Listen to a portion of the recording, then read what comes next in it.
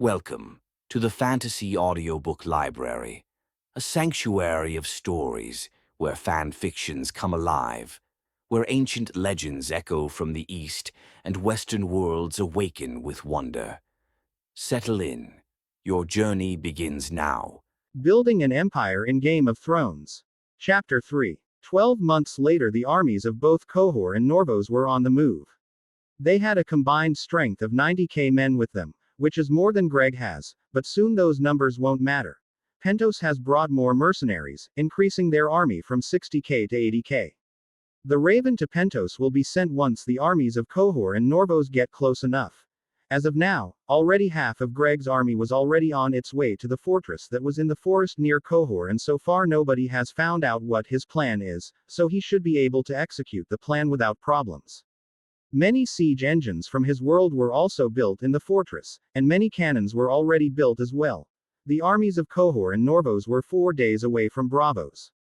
They would have to pass a little inside Pentos land, which will more than likely alert the Prince of Pentos, who will move his army out. Greg was at Braavos in the palace that the former Sea Lord used, talking with Aliana. So we should be able to beat them here and here, said Greg, pointing at the map of Essos.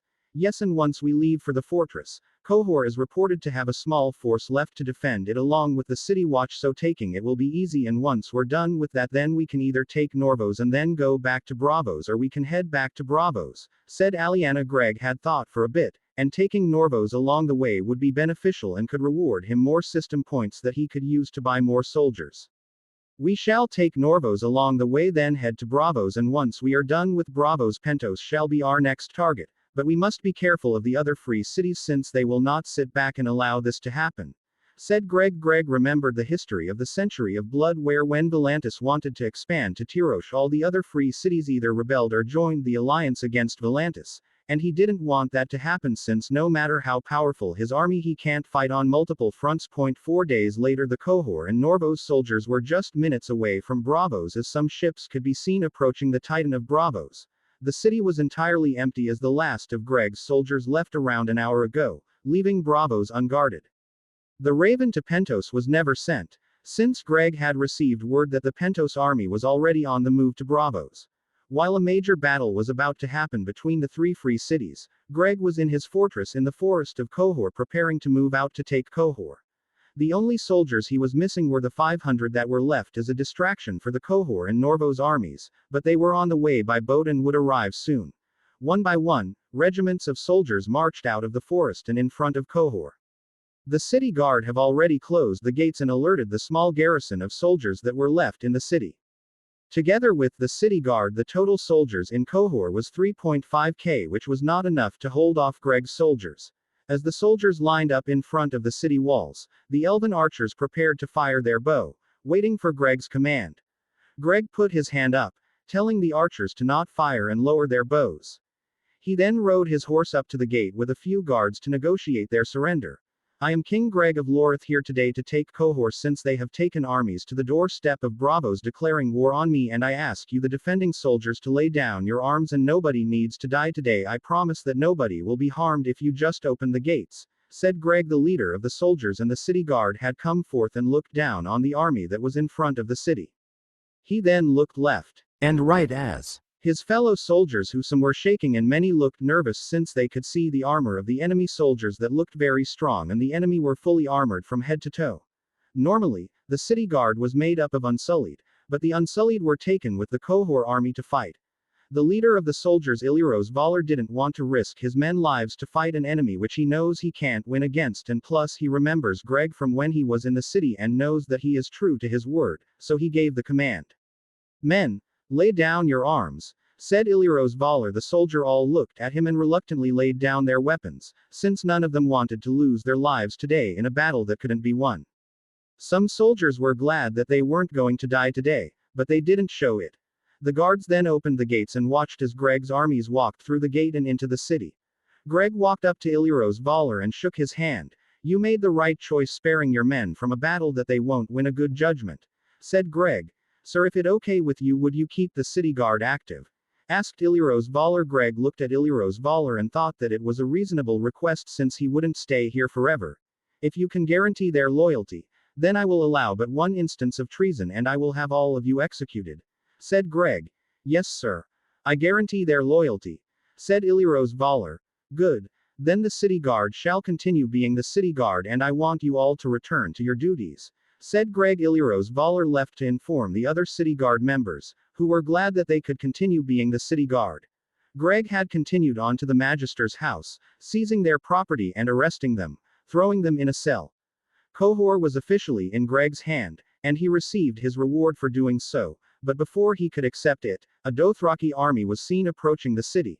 Chapter 32. At Braavos, the army leaders for both the Cohor army and the Norvos army were confused as to where was the army that conquered Braavos at. The entire city was just free for the taking. Some people in the city started saying that the army retreated once they saw them approaching the city. Darren, who was the leader for the Cohor army, was a Valyrian descendant and a well-known magister of the city. Hearing what the people of the city were saying, Darren believed them since he heard that only a small army of 20k soldiers had taken Braavos, so seeing the massive army of 90k soldiers must have made them run. But little did he know the city which he called his home was just taken by the very army that took Braavos. At Cohor, a Dothraki horde was approaching the city. Greg had already accepted his rewards for conquering Cohor, which was 20k system points, 4 Roman legions, 1x general summon, 1x invincible katana. Greg had asked the system if he could change the katana to a sword, which the system allowed it, so now instead of the invincible katana it was an invincible sword made out of Valyrian steel. The 4 Roman legions, which were 24k soldiers, were lined up in front of the city gate along with the other 23k soldiers. The general summon Greg used to summon was Germanicus Julius Caesar. The son of Drusus, Caesar followed in his father's footsteps, going on to become one of Rome's most celebrated generals.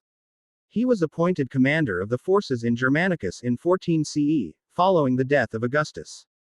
After quashing a rebellion among the 8 legions he commanded, he marched to Teutoburg Forest, scene of a battle in 9 CE. There, he buried the bones of fallen Roman soldiers, before pursuing the Cherusci tribe, killing many in an act of vengeance. In 16 CE, he proved his strategic ability again when he came up against a German alliance at the Battle of the Weser River, many thousands of German troops being killed compared to minor Roman losses. Julius was at the front gate with his Roman legion along with the other 20k soldiers, which included 1k elven spearmen, 1k elven archer, 16k unsullied, and 4k Praetorian guards. There were some smaller forces like the Royal Spartan Guards and the 100 Targaryen knights that were stationed in the city. In the distance, the Dothraki horde had approached the city, with Khal Zeko leading the horde. Khal Zeko periodically visits Cohor to receive a sack of gold. In return he doesn't sack the city. As Khal Zeko rode in front of his horde leading his people, he saw an army lined up in front of Cohor, something he has never seen before since the people of Cohor usually gives him his sack of gold, but this time it seems that they will resist him. Khal Zeko ordered his army to charge toward the line of soldiers. The Dothraki horde numbered 60k soldiers, and with their aggressive fighting style and non-tactics they would be a problem for a normal army in Essos. But Greg had a very organized army and soldiers that were used to fighting barbarians who were also very aggressive. The elven spearmen were at the front with their shields, preparing to brace for battle with the Dothraki army. On the walls the cannons were lined up ready to fire at the enemy once they got into range. The Dothraki continued to charge, not showing any signs of slowing down. On the wall the cannons were waiting for when the Dothraki crossed a certain point to which they can fire, and after a while they got their wish point. 50 cannons fired from the wall into the Dothraki horde, instantly killing 100 of them. With each volley, a little over 100 Dothraki died. The cannon had to adjust their aim to the middle of the Dothraki army since the front was nearly close to the front line, and they didn't want to shoot their own soldiers, so the volley continued. The Dothraki, even with hit with a weapon they had never seen before, continued to charge, not caring about their fallen brethren. They shot their arrows at the front line, but they were blocked by the shields. The Dothraki had soon clashed with the front line, and just like in the movie Hobbit Battle of the Five Armies, the elves used the maneuver that they used on the dwarven cavalry. The front line lowered their shields, causing the cavalry to run on top of the shields and into the second line of the Unsullied, who were armed with spears. The Dothraki, who were in the front charging into battle, were met with spears after jumping over the frontline soldiers, and they were killed instantly.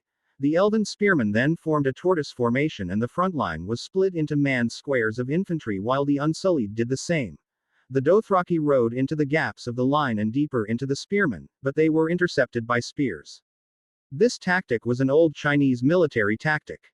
The soldiers which were in the square stabbed had soldiers behind them helping hold the front line, so the formation won't break. Tortoise formation image here. The Dothraki who has never seen this tactic before rode mindlessly into the middle of this formation, which resulted in thousands of them getting killed. Some Dothraki jumped over the shields to try and break the formation, but were met with a spear to through their body. But that wasn't all, as the Dothraki who went too far into the formation found themselves cut off as the soldiers moved around, blocking off all exits to the formation. The Dothraki who were cut off quickly found themselves stabbed with a spear. The front line was still being overrun by the Dothraki and would eventually collapse, so with a portion of the Dothraki army cut off and stuck in the middle of the formation, the second-line soldiers assisted the front-line soldiers and pushed the Dothraki back, reforming the front line. The Dothraki stuck in the middle of the formation surrounded by soldiers found themselves surrounded as they tried to fight back, but they were suddenly stabbed by a spear from behind or to their side or in front of them. They were safe nowhere. Thousands of Dothraki had already died, while less than 400 of Greg's soldiers had died. General Julius had joined the soldiers in the front, pushing back the Dothraki. Khal Zeko, who was also fighting, had seen Julius and figured him to be the leader of this army, so he rushed towards him, killing a few soldiers along the way. Once Khal Zeko was close to General Julius, he had looked to kill him, but General Julius without much effort had dodged Khal Zeko and instantly beheaded him, cutting off the leadership for the Dothraki army. But Khal Zeko's blood riders and rode to avenge him and kill Julius, but they were blocked by soldiers who had spears and were knocked off their horses. Once they got up, Julius was standing in front of them and ordered them to surrender as the rest of the Dothraki had either been killed or ran from the battle. The Blood Riders didn't care what happened to them and rushed at Julius, who cut them down, instantly killing them. The Dothraki had retreated, so the battle was won. All the soldiers had cheered for their victory and were glad they won the battle. The dead soldiers numbered 1,276 with 482 injured with light wounds. The dead soldiers were given a proper burial, while the Dothraki bodies were burned to prevent any diseases spreading from all the dead bodies. The army returned to the city to rest after a long battle, but not before they celebrate. Chapter 33. Even though the city of Cohor was recently conquered, the people of the city still celebrated with the soldiers for their victory over the Dothraki. After the soldiers had defended the city from the Dothraki, most people's views of them improved, especially Greg's image since he defended them. Of course, they didn't forget that Greg just took over the city, so some people were still aware of that, but most people just ignored that for now and celebrated with the soldiers. Greg had drunk a little, but not too much to where he can't control himself, but Aliana on the other hand had drunk too much and passed out, so Greg had carried her on his back and went back to the temporary palace building. Greg didn't know where Aliana's room was, and she was no help trying to tell him the way as she pointed to all the wrong directions saying, "There, no there, or maybe over there." She was way too drunk to give directions, so Greg just brought her into his room. After walking into his room, he placed her on the bed gently, but as he did, she pulled him onto the bed as she got on top of him. Greg tried to move her, but once a woman is on top, it is much harder than you think to get them off. Aliana, said Greg questionably. "You're not going anywhere, Your Majesty," said Aliana as she sat on top of Greg and smiled. Greg looked up at Aliana and could tell that she was drunk as her face was a little red. Not a moment later, and Aliana had begun to grind on top of Greg, which caused a reaction from his little brother below as it begins to rise. Greg knew he needed to stop this before it gets out of hand, but Aliana leaned down and whispered in his ear, "I've been learning from the maids how to please a man, and tonight I'm going to show you what I've learned," said Aliana seductively as she took off her clothes. Right now it was too late for Greg to do anything since right now he was extremely horny, and since arrived in this world he hasn't had any sexual intercourse with anyone, and now all of that sexual tension was being released. Tonight, Greg would truly turn into a beast. While this was going on at Bravos, there were 3 armies that were present. 2 of these armies were on the same side, while the other was an enemy. These were the Norvos, Cohor and Pentos armies. Norvos and Cohor were blocking the way leading to Bravos, which angered the Prince of Pentos since these armies dared cross his land, and now they block him from taking over Bravos. The Prince of Pentos Valiner Rhaeris was a Valyrian descendant and the elected Prince of Pentos. Since their last defeat with Braavos, he has always wanted revenge against Braavos, so when he learned that Braavos was taken by a small force, he quickly assembled a massive army since there was nobody who would stop him from increasing the amount of soldiers in the Pentos army. And as he was building up his army, he had learned that a massive allied force of Norvos and Cohor had come to reclaim Braavos and return it to the original leaders. This angered him a little, since how dare they cross the land of Pentos with an army without asking, and then now they stand in the way of his conquest. He didn't assemble this army for nothing, he certainly wasn't going to leave without taking Braavos, so he had his army line up and prepare for battle. The allied army did the same, and now a clash between three armies of around 200k men was about to happen. But whoever is the winner will have to face off against Greg's army, so their victory will only last but for a little. As the two armies clashed with each other, the Pentos army had an advantage since it was one army, but the allied army was uncoordinated since they each had different tactics. But Daeron Ageron, the leader of the Cohor army, had rode in the battle and united all the soldiers to fight as one. So now the battle was even. Soldier died left and right as thousands of soldiers were fighting at once, but the Cohor army with their armor were proving to be superior of the three forces as they suffered minimal casualties, but the Pentos army had trained veterans as they had lots of mercenaries who spent their entire lives fighting. And a man fighting for money is a determined man, since they will fight for their worth. The battle raged on for hours until finally the winner was determined, and of course it was the Pentos army. The remaining soldiers of the allied army had either retreated and surrendered. Luckily, Daeron Ageron had escaped and would live to fight another day. The Pentos army had advanced on Braavos after fighting the allied army, but a small force of soldiers from the allied army were stationed there. So Valiner had his soldiers rest before engaging in another battle. His soldiers would rest first before going into another battle, which was a smart idea since they would have died if they fought against a healthy and rest army. The soldiers in the city of Braavos numbered 25k, while Valiner had 35k soldiers left and an additional 5k on the way as reinforcements. It wouldn't be long before Braavos falls into his hands. Chapter 34. After 2 days of rest, the Pentos army was well rested and had received reinforcements, so they attacked the remaining garrison of the allied army that was in Braavos. The battle lasted a couple of hours, but after it was over, the Prince of Pentos ended up the victor in the battle. He took over the Sea Lord's palace and made it his own. After hearing of the Prince of Pentos' victory, the people of Pentos had begun to sing songs of his greatness, since he was the first prince to conquer Braavos. Back in Cohor it was morning and Aliana had woken up feeling a little sober from what happened the previous night.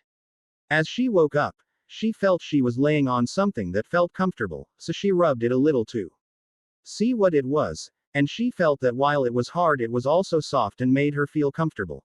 She then opened her eyes and looked around, noticing that she wasn't in her room. Then she looked at what she was laying on, and she saw Greg sleeping next to her.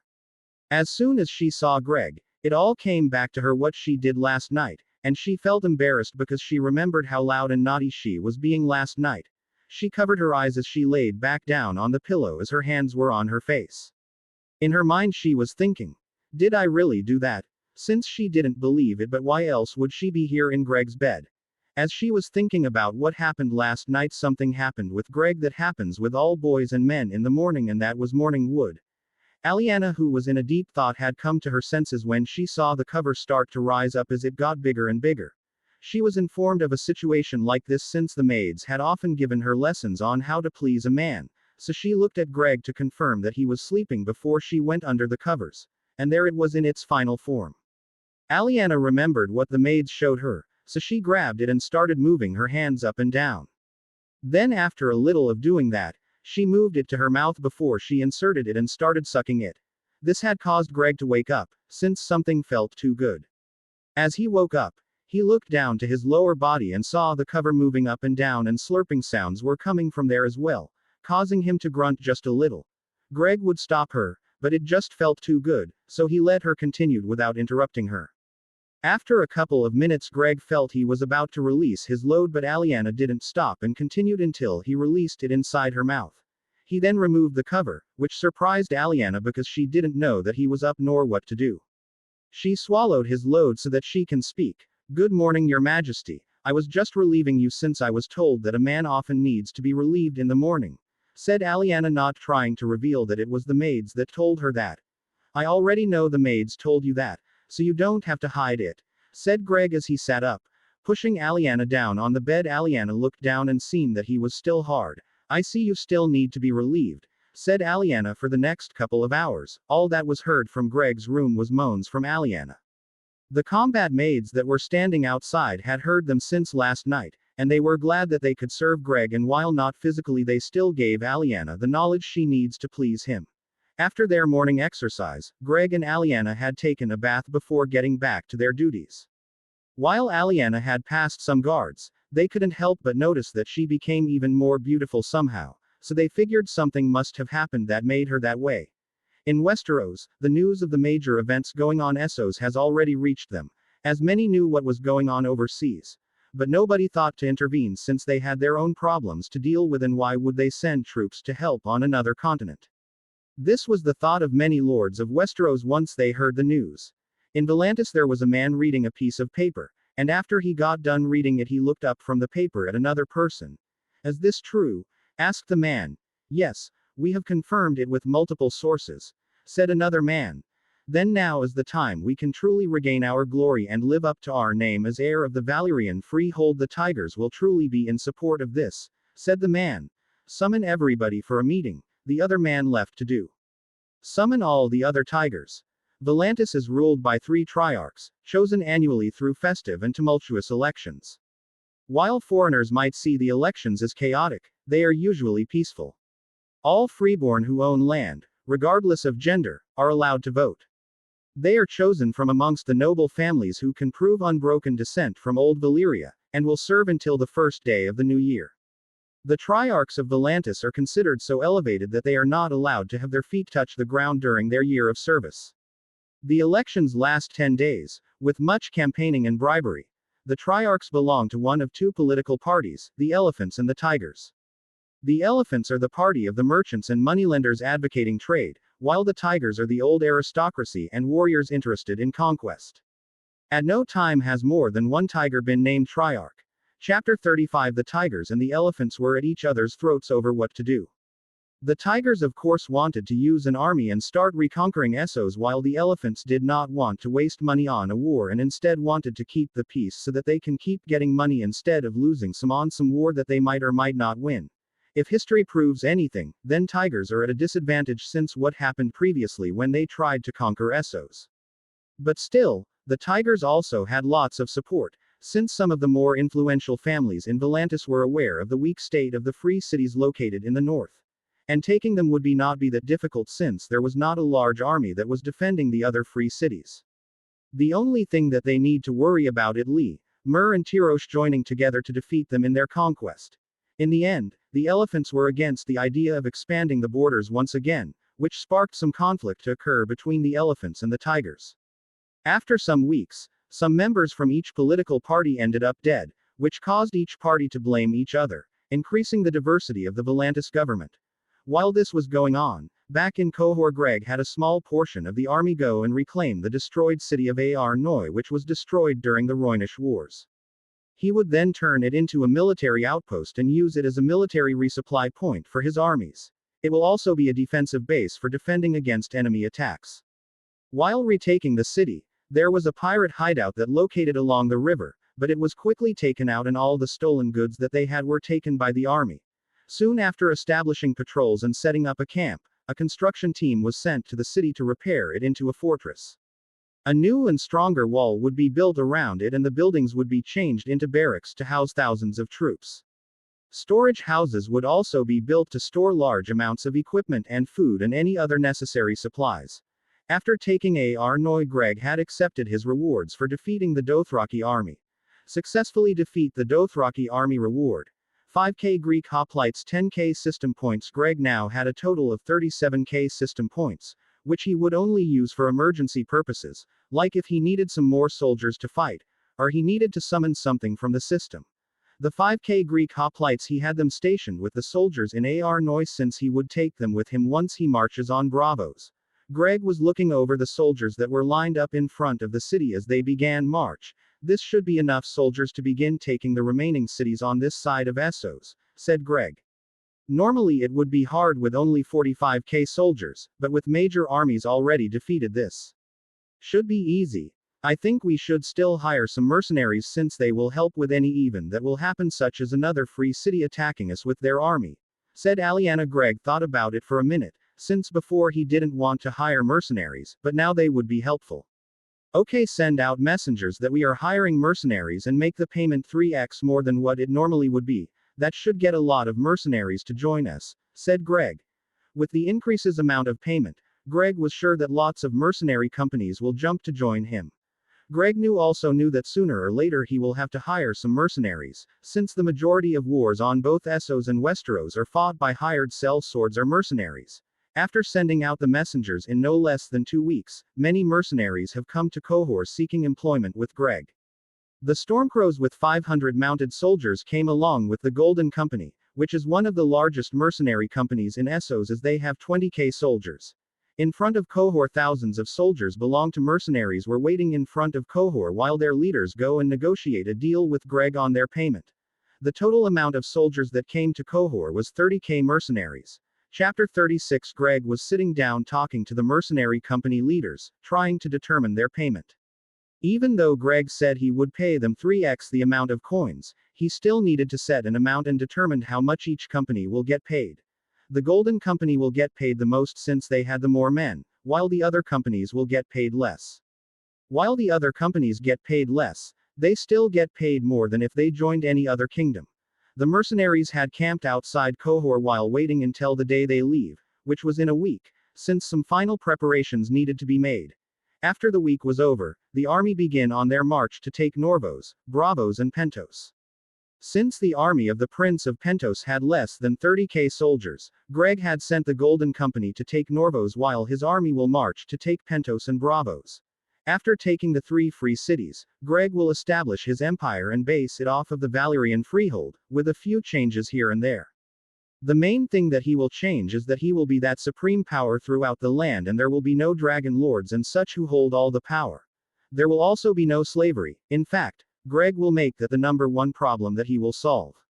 For places like Slavers Bay where a lot of people are slaves, Greg will make up some type of process for a slave to free, since if the slaves are freed just like that, then Greg will have hundreds of thousands of people who are mostly uneducated and all they know is being a slave. He will make up a process to free them, which will probably last for a while until the slaves are fully freed, which will take a couple of years. Greg also wanted to investigate Valyria, but he knows that the Smoking Sea would pose a problem, and he didn't want to waste soldiers on something that he knows will fail. But after he conquers a good chunk of Essos, he will find a way to reach Valyria. Before setting off with the army, Greg was in the war room moving pieces around on a board. These pieces were the armies that Greg had under him and the other armies in Essos. After some minutes of moving the pieces around on the board, Greg had finished as he made sure that his plans would work. He had worked in all the parameters of what could happen, and he was sure that he could take the 3 free cities. Worst case is that Lee and Tirosh band together to attack him, or Volantis takes this chance as heir to the Valyrian freehold to reclaim its old lands. Whatever happens, Greg will be able to counter it, though it will cost him a city, since Cohor or Norvos would probably be recaptured if an attack did happen. After leaving the room, Greg had gone to his room to grab his sword and armor and prepare to march. Once he entered his room, Greg had a sudden headache as he collapsed on the floor, making a loud sound that alerted the guards. The guards had rushed to the room, and as they went in they found Greg collapsed on the floor. One of the soldiers had yelled, "His Majesty has collapsed, alert General Aliana." They then immediately went to check on him, but suddenly his body had engulfed into flames, burning his clothes that he was wearing. The fire was so bright that it blinded the guards for a second before their vision returned. From the corner of the room, the dragon eggs had begun to move as they rolled into the fire along with Greg. Then, minutes after rolling into the fire, it suddenly disappears as the soldiers waited for the smoke to clear. Once the smoke had cleared, on the floor in front of them was Greg along with 2 dragons that were with him on the ground. The soldiers tried to get close, but the little dragons were acting protective of Greg, scaring off the soldier until Aliana came. The little dragons still hissed at Aliana, but she just ignored them and made sure Greg was okay. After making sure Greg was okay, she put him on the bed. As he started to open his eyes, she looked around a little before asking, "What happened?" Chapter 37. After Greg woke up, Aliana had explained what happened to him as he played with the baby dragons. The baby dragons had immediately knew that Greg was their father, or something of the sort. The connection between Greg and the dragons were strong, and even though they were just born, they still had intelligence, and while not on human levels, it was good enough for them to know who their father is. Why do the dragons see him as a father? Well, when a creature first hatches, its first instinct is to look for the mother or father, who usually is right there with them. The baby dragons, once they were born, a connection was already established between them. After explaining to Greg what happened, Aliana tried to touch the baby dragons as well, but they started acting defensive towards her, so she pulled her hand back, but Greg grabbed her hand and placed it on the dragon's head. The dragon didn't do anything since Greg was the one to put her hand on its head, and he sensed no threat. Yes, this dragon is a he and the other is also a male. After playing with the baby dragons for a little, Greg had continued doing what he was doing before, which was grabbing his sword and armor from his room. After putting on his armor and grabbing his sword, the baby dragons had climbed onto his shoulders as he walked out the door. The guards who before had seen the dragons and still couldn't believe what happened had followed behind Greg after he left his room. These were his personal guards. As he walks through the building, more guards will join them, and before they leave, Greg would have 12 soldiers along with him. After exiting the building, they had all got on their horses, while the two baby dragons remained on Greg's shoulders as he rode throughout the city. As he rode throughout the city, many people had noticed what was on Greg's shoulder, and many had started bowing because the dragons were thought to be long gone from this world, as the last one died hundreds of years ago, but now this was not the case. Many nicknames were already being thought of by the crowd as Greg rode to the city gate. All of them were positive, of course, and some were even saying that Greg was a living deity, though that was false. Those people that said that must be religious. After exiting the city gate, Greg had gone to the front of the army since the soldiers were already lined up. When Greg walked past all the soldiers, they had all noticed the two baby dragons on his shoulders. At first the soldiers thought that they were dreaming, so some of them wiped their eyes and looked again, but it was the same result. While Greg's soldiers were surprised to see baby dragons, they were disciplined and didn't make any noise or comments on the matter. But the mercenaries were all talking amongst themselves, since dragons haven't been seen in hundreds of years. Once at the front of the army, Greg had motioned for everybody to start walking. One after another, groups of soldiers all lined up in a formation walked in a single line. 60K soldiers were on the march from Cohor to take the other 3 free cities on this side. In Murray, meeting between the magisters from Lee and Tirosh was occurring. "We should stop the expansion of this king before he grows too powerful," said a magister. "He already has about 50K soldiers, and I heard that he hired the Golden Company along with other mercenaries, so that number might be wrong," said another magister. They went back and forth with each other, trying to determine what to do, since the situation was similar to that of when they allied together to attack Volantis after the doom of Valyria. Some were split between attacking Greg to stop him from expanding, while others didn't want Greg to turn their attention towards the other free cities. The situation with Greg was different from Volantis, since while Greg had a medium-sized army, most of his soldiers were very powerful, and with the addition of the very famous Golden Company, his strength increased a lot. Still, there were many that thought that he could be defeated, and he would not win against the allied army of Lee, Mur and Tirosh. And another thing was that Volantis was building an army after the Tigers had taken control of the city. Now they build up an army using the money from the now either dead or deceased merchants. At the end of the meeting, the magister were still split, and a decision was not met.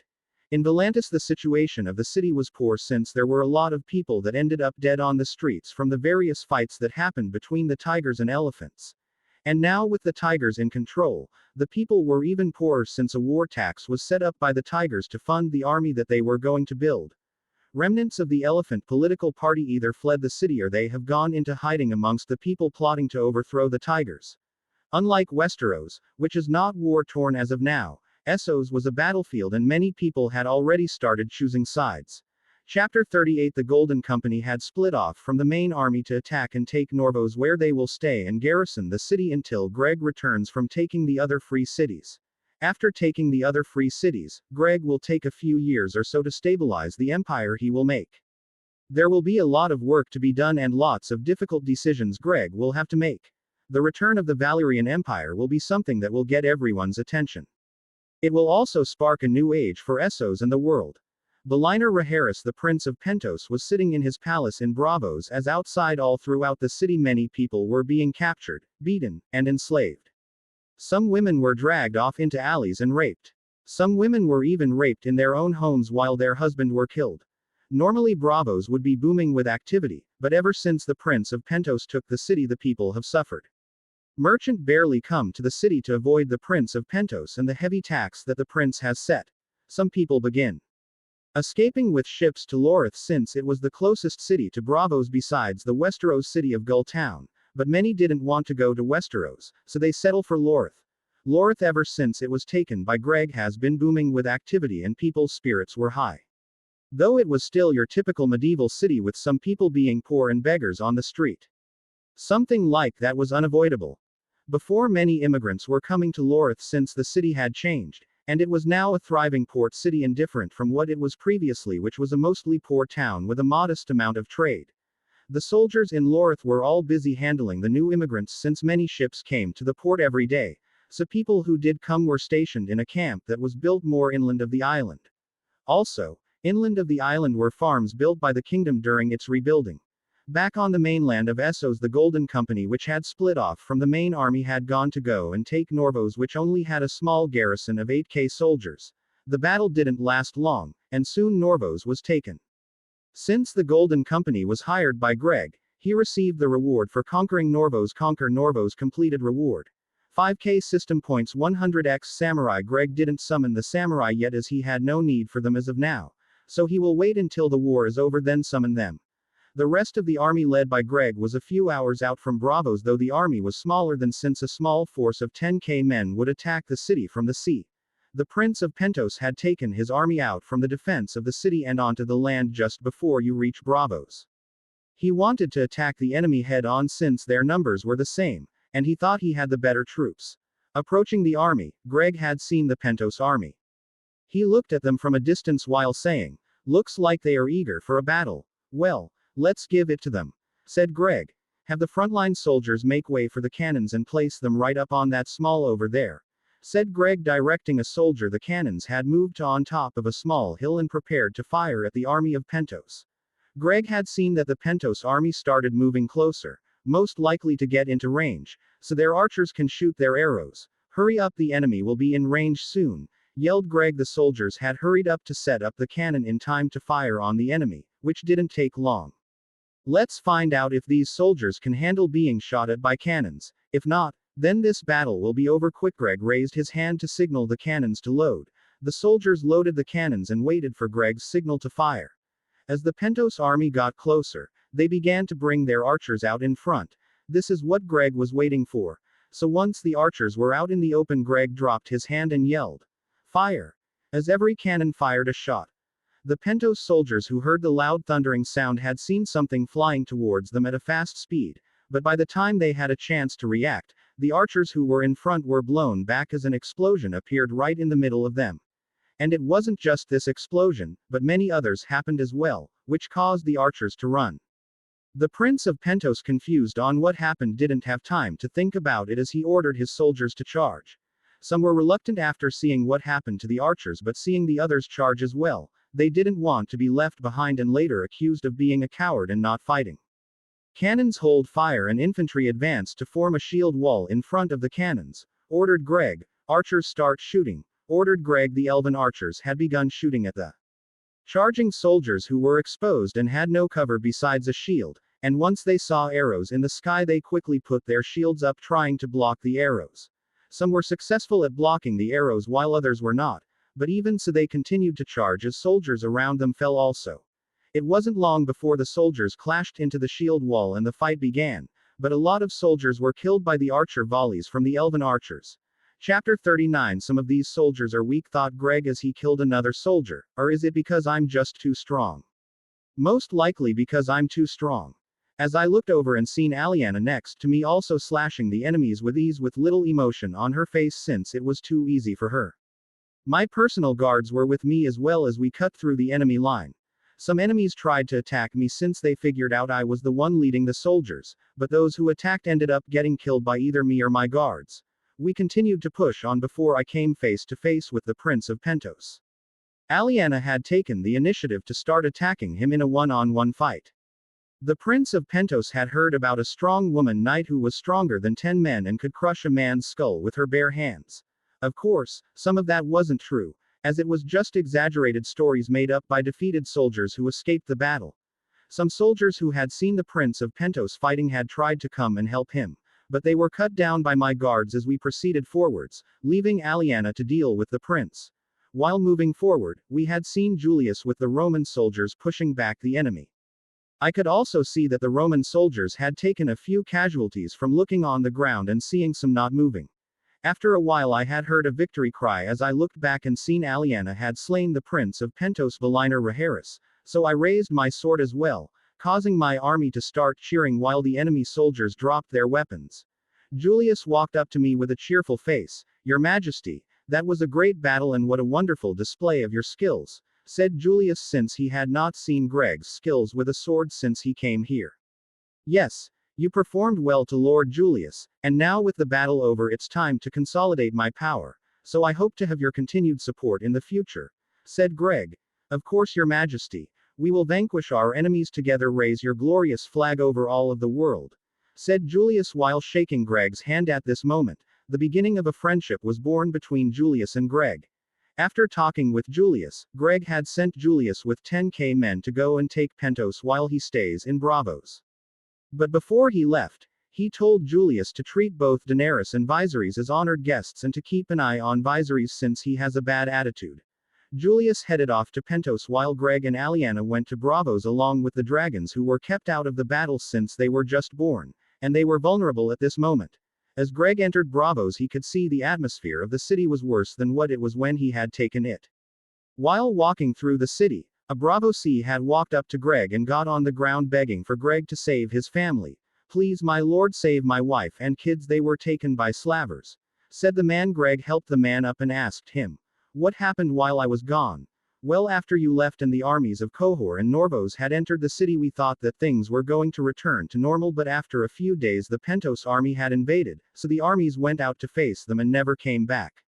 Next thing I know, the city was overrun by Pentos soldiers, who started raping the women and killing the husbands. Some children were enslaved as well and some were sent to Slavers Bay, while most stayed in the city," said the man. "That's not all. After enslaving everybody, the prince had invited some slavers from Slavers Bay to come and buy some of the people that they had enslaved, and they would arrive with a fleet in a few days," said the man as he began to tear up. "Don't worry, we don't enslave or rape people, and we will get your family back, so relax," said Greg as he calmed the man down. "Aliana, have the soldiers going door to door of the city and making sure that no one is enslaved, and if they are, free them, and if anybody resists, bring them before me," said Greg. "It will be done," said Aliana as she felt angry for what the Pentos soldiers did, so she hurried to carry out his orders and stop what was going on from happening. Greg went to the Sea Lord's palace as he began to write the documents and create some basic laws and other things for founding his empire, which he will call the Valyrian Empire. Chapter 40. The next day, Greg had announced the establishment of his empire, which he called the Roman Empire. To many, this was confusing because they didn't know what Roman meant, and it was strange to them. In Westeros, many lords were reading the message from the messenger bird with a worried look on their face, while others didn't really care about the matter. One person who didn't like this at all was King Robert. He had even called for a meeting of the small council. "Does anybody want to tell me what this is?" said King Robert as he threw the message on the table in anger. "Your Grace, it appears that our assassin has failed to assassinate this person before he got too powerful," said Lord Varys. "Tell me something I don't know," said Robert, hitting the table with his hand. "I wanted this person dead before things got out of hand, but now he owns half of the free cities and has a powerful army," yelled Robert. "Well, Your Grace, besides that we have found out that this person is in fact not a Targaryen as you had thought and instead is just a Valyrian descendant," said Lord Petyr Baelish as he continued, "so we don't have to worry about him attacking Westeros to reclaim the Iron Throne, but if he finds out that we were the ones to send that assassin after him, then—" Lord Baelish paused his words before continuing. "Well, we can only hope that it doesn't come to that," since the kingdom doesn't have the budget to fight against them since they have the Iron Bank on their side and I hear that the now emperor is wealthy already, said Lord Petter Baelish referring to how the kingdom is already millions in debt. Robert was in thought before Renly had spoken up. What about inviting him to King's Landing as a sign of friendship? Said Renly. Robert looked at him with confusion. You want to invite him to King's Landing? Asked Robert. Actually, Your Grace, this would be a good idea since by inviting him to King's Landing we show him that we are friendly with him and if he somehow suspects that we are the ones who sent the assassin after him then maybe this meeting will diminish any thought of that. Said Jon Arryn. That is very wise my lord. Said Petter Baelish referring to what Jon Arryn said. Does everybody agree with this? Asked Robert. Everybody nodded before the Grand Maester spoke up.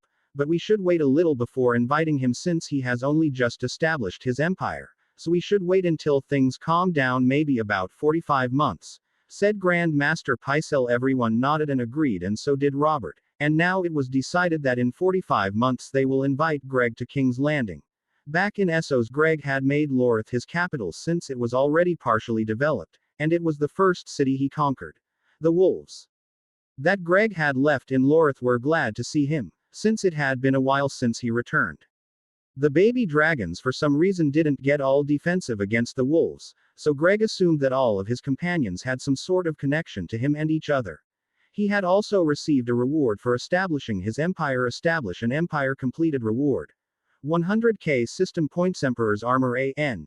If you want to see what the armor looks like, I created a Discord since the picture wouldn't download for me, so here it is. If you want to see https://discord.gg/QWSST7T Royal Army 10k soldiers. The Royal Army were 10k soldiers chosen by Greg, and what that means is that Greg can choose any soldiers from the system to make up the Royal Army. Greg will hold off on the Royal Army for now while he looks at the Emperor's armor. It was gold with a red cape and red covering over the waist. It had engravings on some parts of the armor, and it had white trousers. The armor was really amazing, and it looked very strong. After receiving the rewards, Greg went to the palace since it was time to establish the religion of the empire which will follow that of the Valyrian freehold. Other religions will be allowed to be worshipped, but only the religion which worship the gods Balerion, Merixes, Vagar, and Syrax will hold some power. After signing the documents, the state religion was now established and this would be the first of many things that will happen since Greg has a lot to do. 4 months later. In these 4 months, the establishment of the Roman Empire is the most known thing throughout the world right now. The free cities under the Roman Empire have been undergoing reconstruction to make the buildings appear better, but cultural things like statues and other historical things were left alone, showing the people that Greg respects their culture. 3 months ago not a lot of people were happy about the whole Roman Empire thing, but they weren't exactly angry either. Most people didn't understand some things and thought that Greg was trying to change their culture, but after hearing that Roman is all cultures combined to show unity.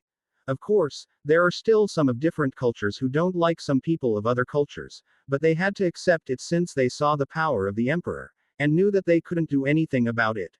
Plus, there were some positives to the laws, as people had more freedom and protection. Though the freedom was still limited since Greg knows what happens when people have too much freedom. Greg also allowed each of the cities to choose a governor from amongst the population. This was an idea from Julius which would raise Greg's support amongst the people and have one of their own govern them. A governor would be like a local lord, only he answers to Greg and nobody else. Also, his powers are limited to prevent lords from having too much power. Greg has appointed Aliana and Julius to 2 different positions. Julius is a high general, which is a person who oversees the military of the empire. Greg is the supreme commander, so the high general is only second to Greg. Aliana has been appointed as Greg's right hand, which is a position as a bodyguard, one who goes with Greg wherever he go. She is still a general but spends her time leading the royal army which Greg summoned. The royal army consisted of 6k Praetorian guards, 2k Roman cataphracts and 2k Royal Chinese crossbowmen. This small army alone could fight a force 2x its number and win, or at least that is what Greg expects. Aaron was appointed as chancellor and has begun recruiting people that he will train to help him with his duties. Already, a secret shadow guard was formed to protect Greg with people summoned from the system costing 1k each, so Greg only summoned 10 for now. These shadow guards were trained in shadow magic and could hide in shadows, much similar to Greg's spies, only the shadow guard was better in terms of combat strength and abilities. Bravos 4 months ago was a place that was full of death as many people were killed and enslaved, but over these months since Greg had retaken it, life has begun to return to normal for the city as trade has come back to the city. The Iron Bank has decided to support Greg in hopes of him not investigating into them and hoping they remain open. Greg accepted their support since it would boost his standing and he wasn't going to bother them anyway as long as they don't try to undermine him. The Titan of Bravos, which was destroyed by the Prince of Pentos, was being rebuilt by Greg but would take some time since it was a very big project and right now Greg already has lots to do. But it would still be built since it has some historical relevance to the people of Bravos, and it was also a good defensive structure. In the palace in Lorith, Greg could be seen sleeping on his desk as he was up all night looking over various reports and signing some documents and such relating to the Empire. From the door came in some maids who walked in with breakfast for Greg. The head maid Maria had walked up to Greg, tapping him slightly to wake him up. Greg looked up, opening his eyes while hearing a sweet voice telling him to wake up. "Wake up, Your Majesty, we have brought you breakfast and there is someone here to meet you," said Maria. "Thank you, Maria," said Greg as he sat up and yawned. Still feeling slightly tired, Greg sat up, and the breakfast was set in front of him as he began to eat it. While eating, he looked at Maria and said, "You said there was someone to meet me. Who is it?" asked Greg. "Well, he says he is from Pentos and that he is the rightful ruler of the Seven Kingdoms, and he requests an audience with you immediately, but since he was so rude, Aaron made him wait a few more hours before letting you know," said Maria. "I know who it is, that spoiled little prince who thinks the world is his, but he has no army to help him retake what he has a claim to," said Greg. "I'll be there in a little. Prepare the throne room and have Aliana meet me there," said Greg as the Maria left. The remaining maids helped Greg bathe and put on some new clothes since he was still slightly tired, plus he was getting used to being treated like this since the maids do almost everything for him, including fulfilling his sexual needs. Aliana was busy sometimes, so the maids, seeing this, offered up themselves in her place. For the first time since coming to this world, Greg had indulged himself with multiple women at one time, and it has been going for a couple of months now. After taking the bath and having the maids put on his clothes, Greg went to the throne room. As he walked in, he had seen Aliana standing next to the throne waiting, while in front of the throne a few feet away in the center of the room was Viserys Targaryen. After sitting on the throne, a royal guard stepped forward announcing Greg's arrival and stated for Viserys to begin speaking. "Finally, as Lord of the Seven Kingdoms, I demand you give me an army," stated Viserys with a small smile on his face like he was going to get his way. All the royal guards looked at each other without moving their heads, letting their eyes speak to each other. They each were thinking, did he really just say that? Greg looked at him like an idiot, thinking that he truly was as deranged as he was in the show. "What? Didn't you hear me? I demand an army and in exchange I will give you my sister as a wife," said Viserys, adding something to offer. Greg shook his head since this was going to be a long meeting, and he hopes that Viserys leaves this place in one piece, since he didn't want to kill him just yet. Chapter 42 Inches I refuse, said Greg. "First, you have no power here in Essos, and what purpose would it serve for me to give you an army to reclaim a kingdom that doesn't even want you?" Viserys' face was filled with rage. "You lie. The people pray to the gods for my return. They secretly wait for their rightful ruler to return," cried Viserys in anger. "Viserys, you need to open your eyes. Nobody is praying for your return to the Seven Kingdoms.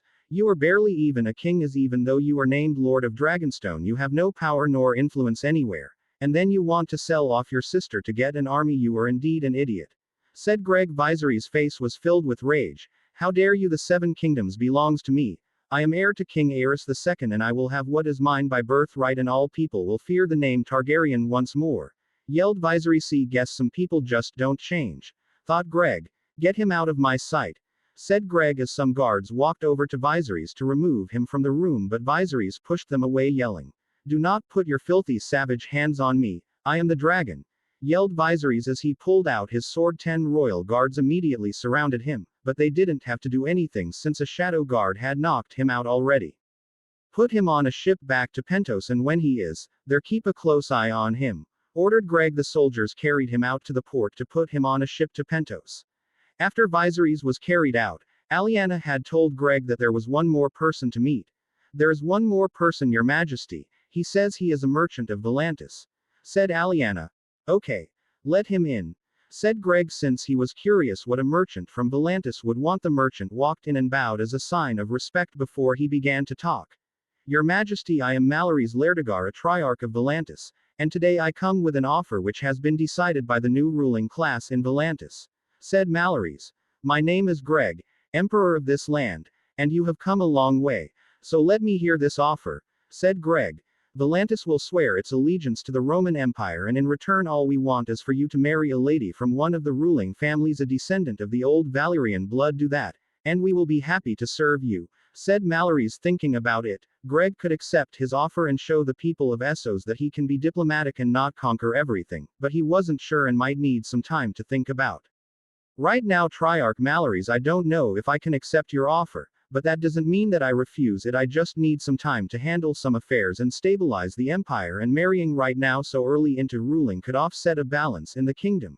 Said Greg, since marrying so early could cause some problems, especially when he didn't know the girl. No worries, Your Majesty, I perfectly understand. So how about until you make your decision, allow the girl to stay here in the city with you so that when you do make your decision you will already be familiar with her. Said Mallory's. He would get the girl to seduce Greg so that Volantis will have a higher standing than the other cities, since that is where the queen came from. Aliana had been watching the man and knew something must be up since he was so adamant on Greg marrying this girl, but for now she will wait and see. Alright, I will allow her to come here, but you will have to wait for my decision still. Said Greg. The man left the room and the palace and headed into an alley. There a woman had approached him. Did you do it? Asked the woman. Yes, it is done. Said the man while he was shaking. Good. Deliver the girl to him. Said the woman as she disappeared. The woman in question was the goddess who brought Greg here to this world, and the girl that she had Mallory's deliver was blessed by the goddess to help Greg on his journey. She made it a girl because she already knew that Greg would want a girl instead of a male. 1 month later, Greg had received a letter from Robert Baratheon to come to King's Landing. Greg of course would not refuse an invitation to come to King's Landing, so he had the royal army prepare to move out. He added more soldiers to the royal army, including some elven spearmen, elven archers which replaced the royal Chinese crossbowmen. More soldiers like Uruk-hais and some dwarves would be added later. The royal army had embarked from Lorith and would arrive at King's Landing in 4 days' time. The fleet had passed Dragonstone and seen the castle that sat on top of the island. It truly did look to be made to appear like dragons. After entering Blackwater Bay, the fleet had sailed towards the coast a little away from King's Landing, and then the army proceeded the rest of the way on foot. Hours later, they had arrived in front of King's Landing. The royal army had alerted the gold cloaks in King's Landing, and the walls already were manned by the gold cloaks. But Robert had told the gold cloaks to stand down since he was informed who the person was outside the walls. Robert had the gold cloaks along with some of Greg's guards to escort him to the palace. The armor of the Romans had attracted the attention of some of the people, since they had never seen armor that looked like that before. Soon they arrived at the palace and Greg walked to the throne room where Robert was waiting for him along with some other nobles and people. After entering the palace, they were now being escorted by the king's guard. As he walked into the throne room, Robert was sitting on his throne looking as fat as he did in the show, and Jaime was right beside him along with Cersei. Robert already had a headache since Greg showed up to King's Landing with an army. Many thought that they were under attack, but it seems not. Chapter 43 Inches. All hail His Grace King Robert of House Baratheon, first of his name, King of the Andals and First Men, Lord of the Seven Kingdoms and Protector of the Realm. Said the announcer. And I present Emperor Greg of the Roman Empire. Lord Robert, I thank you for your invitation to King's Landing. It is truly a wonderful city once you get past the smell. Said Greg, since ever since he arrived in King's Landing he could smell how bad it was from past the wall. Ignoring what Greg just said about the smell of the city, Robert asked the question that was on everybody's mind. Before that, can you tell me why you brought an army to the doorstep of the city? Asked Robert. For my protection. Said Greg. When coming to a land such as this, you never know if you're safe or not. Said Greg. Still, bringing 20k men to a foreign land doesn't really help the situation and causes a lot of problems for me trying to explain to my subjects that we aren't under attack. Said Robert.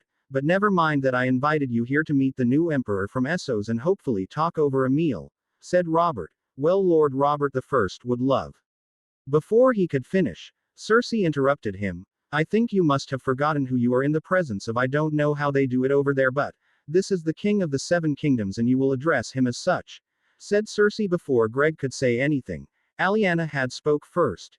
You are right, he is the king of the Seven Kingdoms, but that is all he is. He is not the king of Essos nor is above Greg in any way, said Lyanna as she continued. He is no subject of the Seven Kingdoms, so he doesn't have to address him in such a way, and do remember that we are your guest here in the kingdom, said Lyanna. Cersei sized Lyanna from top to bottom before she smirked. I'm guessing you're his whore. It's quite amusing, a lady trying to play knight. Enough! Yelled Robert. I invited them as guest, and they will be treated as such, yelled Robert, making the whole room quiet. As the room got quiet, Greg had a few words to say to Cersei.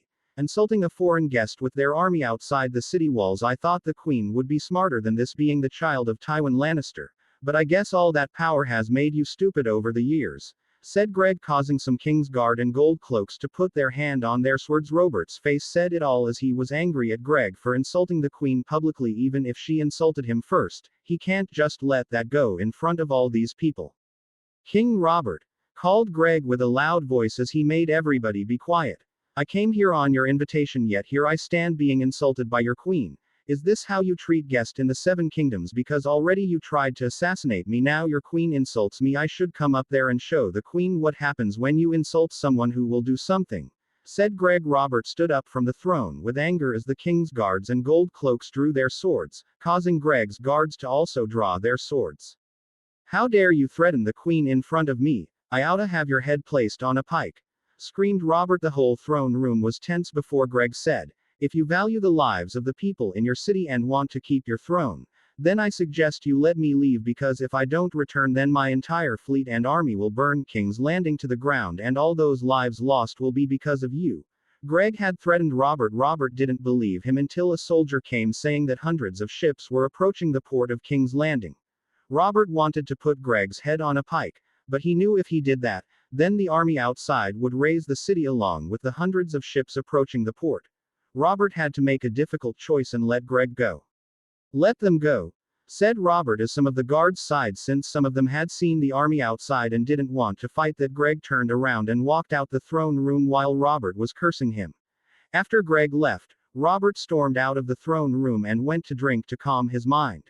Greg had rejoined his army and began to return to the coast to meet the fleet and return to Lorth. Robert, who was drinking, was approached by Cersei. You would allow them to insult me and leave unharmed, said Cersei. Robert looked at her as he drank the wine. You started it by calling that girl a whore after you interrupted him for calling me Lord Robert, said Robert.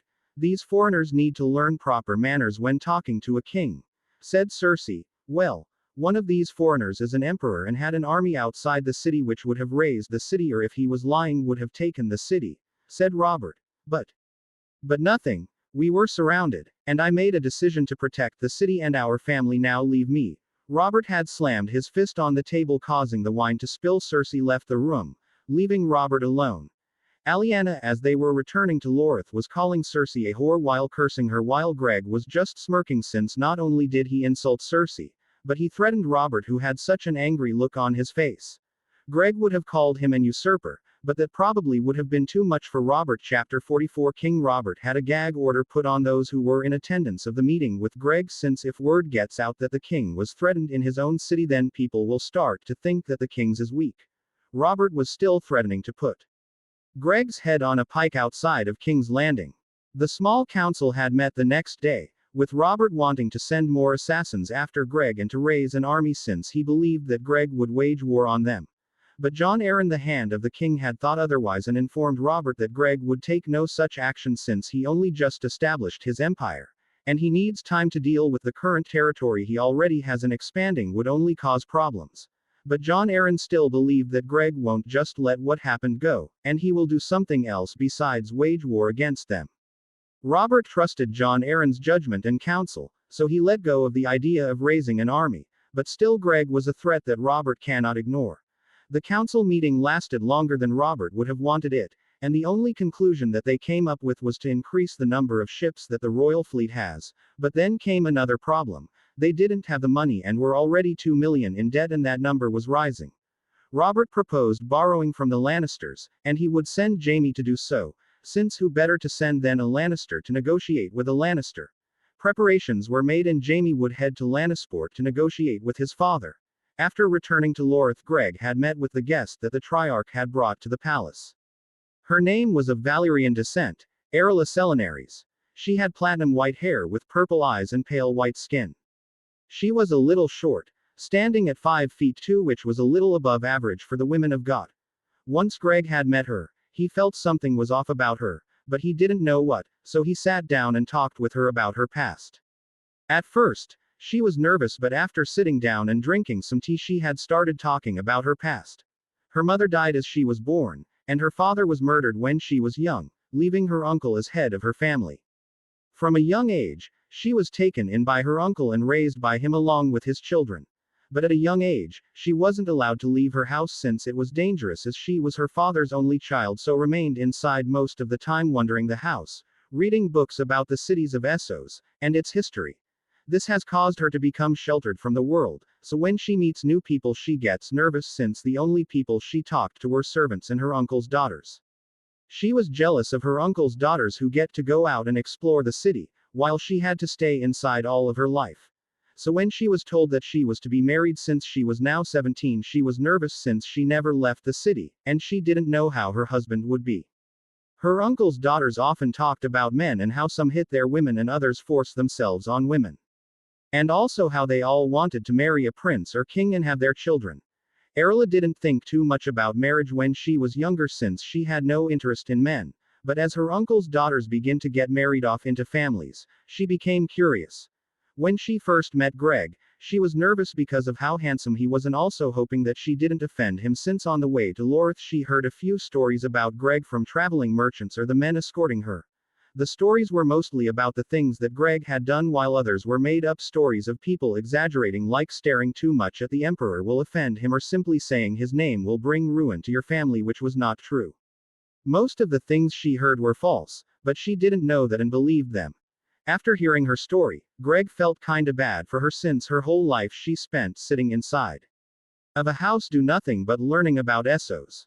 She never experienced some of the things that a normal child had besides having friends, since she had her uncle's daughters as friends. But still Greg felt there was something off about her a little, but he couldn't put his finger on it, so he put off for later, since Erla had asked for her room since she was tired after her journey. Greg had a maid show her to her room while he went to Sir Aaron to talk about what to do after the incident in King's Landing. Aaron had proposed asking the Iron Bank to not lend money to Robert while putting some sanctions on Robert, making the economic situation even worse than it was in Canongate. The sanctions wouldn't be against the whole of Westeros, only Robert, since Greg didn't want too many people to be affected by the sanctions on Robert. Some people will be affected, but not too many to where thousands of people would die. So Greg didn't worry about it. After talking with Aaron, Greg had gone back to his room since he was tired. Chapter 45. A year later, 294 AC. After the events at King's Landing, the Empire has been developing very well. The new Roman currency, which was a dragon on the front of the coin and a city on the back, had slowly become the main currency for the Empire. Other currencies were still allowed, but they were worth less than the Roman coin. So most merchants coming to cities in the Empire had gone to the Iron Bank to get a loan of Imperial coins. Most people thought that the new currency was better than the last, since they didn't have to constantly exchange their coins for other currencies, since some free cities didn't accept currency from other free cities. But with the new currency system, that changed. People coming to the Empire from the other free cities found themselves spending more money than they planned, since their currency was worth almost nothing. All the cities in the Empire had already had basic infrastructure improved and a sanitation system added to the city. If you walk in Pentos now, you won't recognize the city from a year ago. Erla, while she was still nervous around strangers, she had gotten familiar with Greg and Aliana along with Julius and Aaron. Aliana and Erla mostly spent their entire time together, either going to different cities with Aliana to meet the elected governors or training with her. Yes, Erla took an interest into training since she wanted to learn how to fight with Aliana. And if she wasn't training with Lyanna, then she was following Greg all around the palace asking if he needs any help. She worked in the kitchen with the maids, learning to cook and often using Greg as a taste tester, which at first was horrible, but the more she cooked, the better she got. She and Lyanna considered themselves sisters and were seen together almost all the time. The Dothraki at first were attacking some cities in the Empire, but after losing 2 more calls, the Dothraki have started calling the land of the Empire the land of the demons, since if a call ever went into Empire land they never returned. Overall in the Empire life was good for most people, and there still were the occasional beggars in the cities since you can't solve all the poorness. Greg had introduced some more things from his world like sandals, yukatas, and some other things from different cultures. Joining the Imperial army came with lots of benefits, such as if you die your family will be compensated, and if you are severely injured you get a considerable amount of money for compensation, so lots of people joined to get those benefits. Another thing that was created was schools, which would open in a month.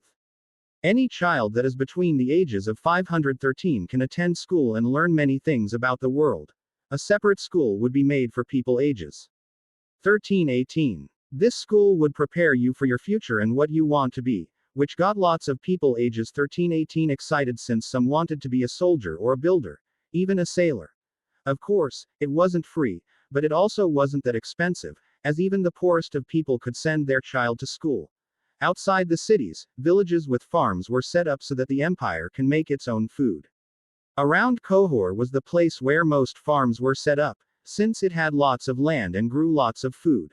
The dragons, which Greg had named after some ancient Targaryen dragons, Balerion and Silverwing, were growing at a fast rate and could almost be considered teenagers. Give another 2 years, and they would be full-grown dragons. Chapter 466 months later. So Daenerys, is your brother still acting like a spoiled brat and wanting to take back the Iron Throne? Asked Greg. Yes, he still talks about taking back the Iron Throne.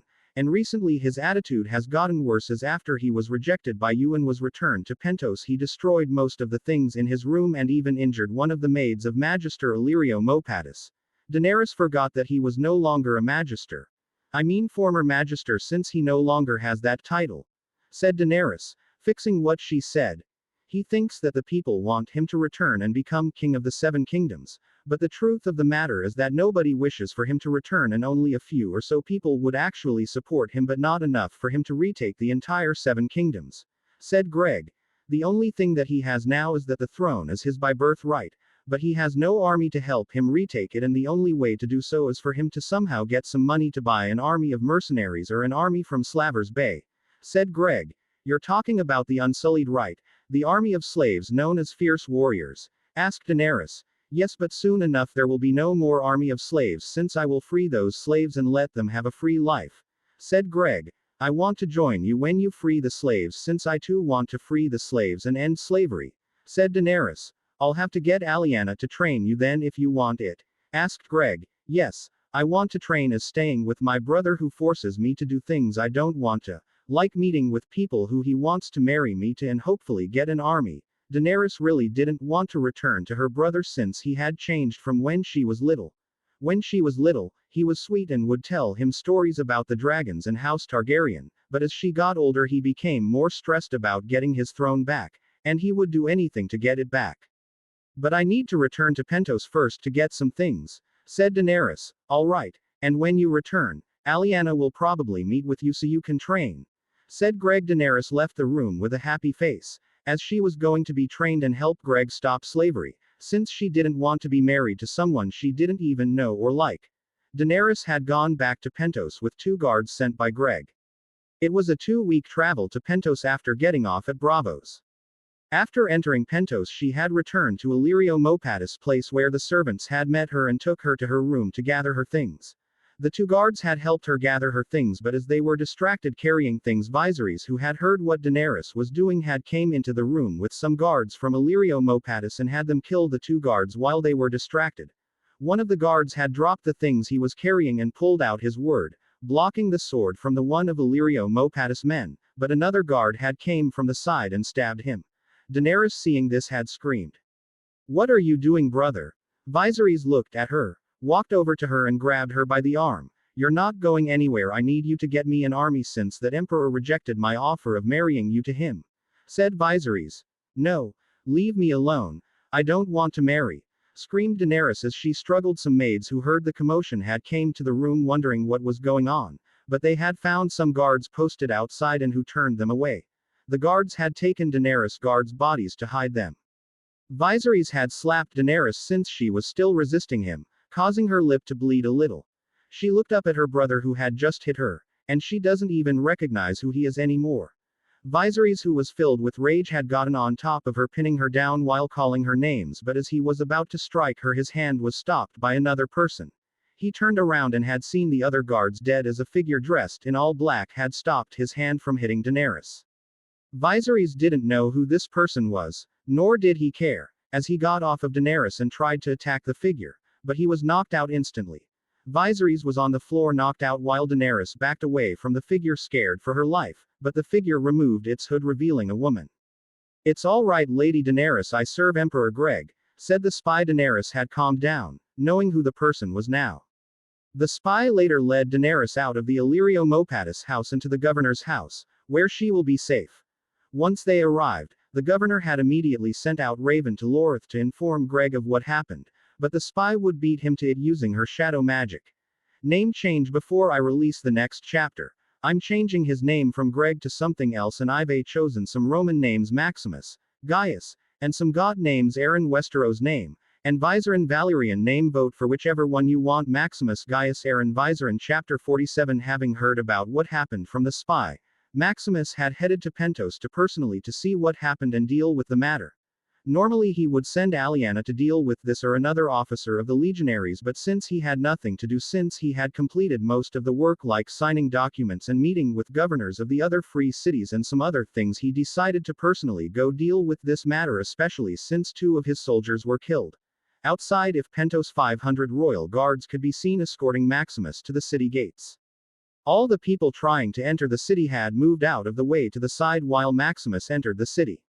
Viserys and the former Magister Illyrio Mopatis hadn't left the city since Viserys was captured by the city guard and Illyrio was held at his house against his will by the city guards. Maximus had gone to the governor's house, where Daenerys was at being protected by the governor. While governors didn't have the authority to form an army, they have control over the city guard, which is controlled by a captain. This was implemented in every city of the empire and replaced each city's old city guard organization. Although the city guard changed for each city, the people that were in it before relatively remained the same, and only some slight changes were made to the organization itself. Daenerys was glad to see Maximus, since right now her mind was going through lots of things since her brother had once again physically abused her and was about to force her to stay against her will, but luckily she was saved by one of the Emperor's spies. Maximus had asked her about what happened, and she told him everything that she saw, from the moment the guards were killed to the moment where she was saved. Aliana was furious, hearing the story, and wanted to beat Viserys up herself, but she controlled her emotions since she knew Maximus would give him what he deserves. Maximus shook his head since at first he wasn't really going to bother the former magisters of the cities and instead was going to just keep a close eye on them. But after this had happened, he needed to show the other magisters what happens to those who try to undermine his rule and to those who break the laws, since taking others against their will is kidnapping. And not only did he do this, but he killed 2 guards who were under the command of Maximus to escort Daenerys. The governor, whose name was Vargio Filira, had told Maximus that he didn't arrest the magister since he didn't suspect that he was involved, so after learning that he was actually involved, Vargio had shakily asked for the Emperor's forgiveness as he was shaking in his shoes, scared for his life at this moment since he made a mistake. Maximus had sent Aliana to Magister Illyrio house to arrest him and bring him before the Emperor. His punishment would be decided once he arrived, but everybody present knew that it would be severe. Aliana had entered Magister Illyrio house with 20 royal guards and arrested him. His guards tried to stop Aliana and the royal guards, but they were killed in the process, and Magister Illyrio was dragged out of his house back to Maximus. Many of the people wondered why the former magister was being dragged through the street by the royal guards, but nobody dared to ask, since he must have done something especially for the Emperor to send his personal guards to arrest him. After a few minutes, Aliana had arrived back at the governor's house with Magister Illyrio in tow. Illyrio looked up at Maximus as he tried to plead for his life. "Your Grace, what is the meaning of me being dragged out of my house by your guards and brought before you? Is this how you treat citizens in your empire? Illyrio tried to play the victim role and raised his voice a little while not admitting what he did, but little did he know it wouldn't work. One of the royal guards had punched Illyrio in his stomach, as he fell onto the floor, since he raised his voice at the emperor. Illyrio was on the floor, holding his stomach as he wept in pain from the punch. Illyrio Mopatis, playing the victim role isn't going to get you anywhere, as I already know what happened, so nothing you say or do will change my mind. Said Maximus. You killed 2 guards that were under my command to escort Daenerys to Pentos and back, and you conspired with Viserys to kidnap Daenerys, and in my empire kidnapping is a crime. But not only did try and kidnap Daenerys, you killed 2 guards that were under the Emperor's command, and this alone is punishable by death. So as of this moment all of your assets will be seized, and you will rot in a cell until the day of your execution. Maximus had named all the things he did and his punishment for it. You can't do this. I had no part in what Viserys did. You can't do this to me, yelled Illyrio. Not only that, but your guards under your orders tried to fight back against us and prevent us from arresting you. So nothing you say will save you, said Aliana as she looked at the guards and ordered them to take him away. The guards took him away, and now Maximus prepared to leave with Daenerys back to Lorth. Daenerys had gathered her things and even asked to bring some of the former servants of helped her with her to Lorth. Maximus allowed it, and Daenerys brought 5 of the maids. Chapter 48. Both Viserys and Illyrio were brought back to Lorth, where they were thrown in a jail. Illyrio was going to be publicly hanged for his crimes, while Viserys will get the Blood Eagle treatment. The Blood Eagle treatment involved carving the victim's back open and cutting their ribs away from their spine, before the lungs were pulled out through the resulting wounds. Viserys was in no way a threat to Maximus or his rule, but for his future plans he would be in the way. And he also was broken beyond repair, as he constantly blamed Daenerys for their mother's death, and he was so power-hungry on returning to claim his throne. All Daenerys wants is to return home. She doesn't want the Iron Throne yet, as she has no met Ser Jorah Mormont, who slightly encouraged her to be queen instead of her brother. Maximus had thought about indoctrinating Viserys, making him completely loyal to Maximus so that he could see Robert's reaction to knowing that Maximus had a Targaryen serving under him. But he was not needed, and plus, why would he keep an abuser around his court? Even if he is completely loyal, it would still remind Daenerys of what he used to do to her. As for the matter with Illyrio, Maximus had changed his mind and would also give him the Blood Eagle treatment. A week later, in the courtyard of the palace, both Illyrio and Viserys were dragged to the courtyard and laid on their stomachs. Then a torturer approached and began the Blood Eagle ritual. Both Viserys and Illyrio were screaming, begging for their lives, as the torturer began carving their backs open and pulling their ribs away from their spine. Daenerys wasn't present for the ritual since she didn't want to see such a thing, but Maximus was present since of course he was the emperor, and he had to see the punishment through to the end. The rest of the ritual was followed by loud screaming as their ribs were being pulled away from their spine, and then their spine was pulled out. All the royal guards present had to put up with what was happening and were glad that it wasn't them, since it looked extremely painful what was happening to them. After the ritual, their remains were burned, and throughout the empire it was spread that both Illyrio Viserys were executed for treason, and their crimes were posted as well. Some of the former magisters that were in the other cities of the empire felt that the emperor was cruel and not somebody to mess with. At first, the magisters thought that since only their titles were taken away, they still held some power in the city. But the governors of the cities were like brick walls and refused to listen to anything they said, completely ignoring their request and ideas. They even tried bribing the governors, but even that didn't work, so they decided to do things their own way, expecting the emperor not to do anything to them since they thought that they were important as the former rulers of the city. But this recent incident proved them wrong, since now they know that the emperor don't care about them. To Maximus, the magisters were just normal people, and no matter how much money they have or how much power they used to have, now they are powerless old men with no political importance to him. A couple of days after Viserys and Illyrio were killed, the news had already reached Westeros, and now it was revealed that there was still a Targaryen alive. To Robert, this was pleasant news since a Targaryen was killed, ending a claim to his throne. The news about Daenerys was hidden, and Robert hadn't found out about her yet and was only told about Viserys. The people of the empire continued on with their daily lives after the death of Viserys and Illyrio. None of the common people were affected by this turn of events, since while Viserys and Illyrio lives ended, others moved on. In Slavers Bay, ever since the establishment of the empire, slave trading has not been that profitable, as the empire fleet would attack any slave ships attempting to sell slaves in their waters, and on land many slave caravans were attacked. Still, in Slavers Bay, slavery was still a thing, as it has been around for so long that slaves don't know what to do if they are free. The slaves wouldn't know how to blend into society, as they would only have the experience of being a slave, which meaning being told what to do and forced to do things and beat if they didn't obey. But in a few years or so all of that would end, as the threat of the empire was too overwhelming for the slave trade, and many already knew that it was only a matter of time before the empire attacks Slavers Bay. Chapter 49,295 AC, 4 years before the War of the Five Kings start to kick off. The empire, which had been founded for 2 years now and a couple of months, had become a powerhouse in the world. A new imperial palace was built in Cohor, as it was now the capital of the empire. The old capital Lorith was left in good hands, as a governor was selected to rule it. King Robert and Maximus did not see eye to eye with each other, and it was known by most people in Westeros. But even that didn't stop the other kingdoms from making secret deals with the empire, like trading of resources. On the continent of Westeros, the Tyrells had an abundance of food, and most of the other regions buy food from the Tyrells, giving them a lot of influence over the other regions. But there was another place that had an even more abundance of food, and that was the Empire in Essos. Many of the regions, such as the Vale, the Westerlands, and the North, had made deals with the Empire for food. Maximus had traded them food for a low price, since already the stability in Westeros was beginning to decrease slowly. Jaime was angry at Maximus for what he said to his sister, and has hoped that he gets the chance to fight him so that he can kill him. Jaime, being one of the best if not the best swordsman in Westeros, believed that he could beat Maximus in a duel.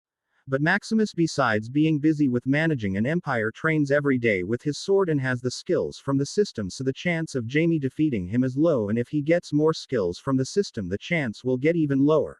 A Baron Martell had visited the free cities in his younger years, fighting in mercenary companies such as the Second Sons, and learning many poisons and perhaps even dark arts. He has recently visited Essos to see Daenerys Targaryen, as since her brother has died, she is the last remaining known Targaryen in the world. A Baron and his brother hopes to reforge a secret pact with Daenerys so that when she comes to Westeros to reclaim her throne, they will rise up to overthrow Robert Baratheon. But they don't know where she is, but they have a clue as to where she is, since if her brother Viserys was killed by the Emperor, then the Emperor must know where Daenerys is. As a Baron traveled the cities of the Empire, he was marveled at how they have changed since the last time he came to Essos. The cities are much better looking, and the overall mood of the people were good considering they were conquered 2 years ago. Once a Baron had reached Cohor, the imperial capital, he had walked directly to the palace, which was a massive building near the center of the city that was even more grand than the city itself. A Baron had walked up to the palace entrance, where he was stopped by some guards, who asked him what did he want. A Baron told them that he wanted to speak with the Emperor, but they refused, since a Baron wasn't the only one who wanted to see the Emperor. Lots of people did every day, but the Emperor was busy and didn't have time to meet with everybody. A Baron had told them that he came to meet Daenerys Targaryen. This had caused them to go and inform Lyanna, since they were present at the death of Viserys Targaryen and knew Daenerys since she was seen with the Emperor. Lyanna had informed Maximus, who had let a Baron in since he had a feeling of why a Baron was here, and it was about the secret betrothal of Viserys and Arianne that was no longer valid since Viserys was dead. As a Baron had followed the guards to a room, he was looking at the armor that they were wearing, which was a generic Roman legionary armor, and he also had seen some elven spearmen, but since they had their helmets on he couldn't see their pointy ears, so he assumed them to be normal humans. A Baron was brought to a room, where he was told that the Emperor would see him soon. While waiting, he brought out some food, which he found so good that he couldn't stop stuffing his face with it.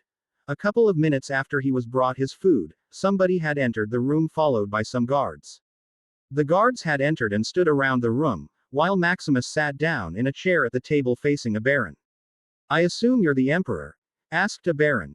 "You are correct. My name is Maximus Aurelius and you are a Baron Martell," said Maximus. A Baron was a little surprised that the Emperor knew who he was, but that surprise quickly faded as he remembered his objective for coming here.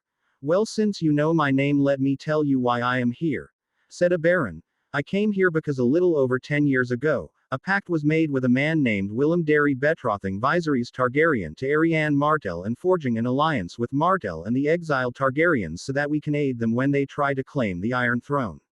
But Viserys was killed by you, making our alliance not valid, and now the only remaining Targaryen alive with a claim to the Iron Throne is his sister Daenerys, whom we hope you know where she is.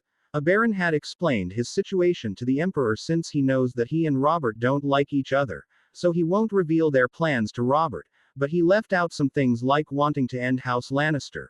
I do know where Daenerys is, but before I tell you why would you tell me a foreign ruler all of this risking your plan being exposed to Robert? Said Maximus. Well, for one, we know you don't like Robert, so you exposing a plan to overthrow him is unlikely, and why would you just give us Daenerys without proper reason? Said Oberyn.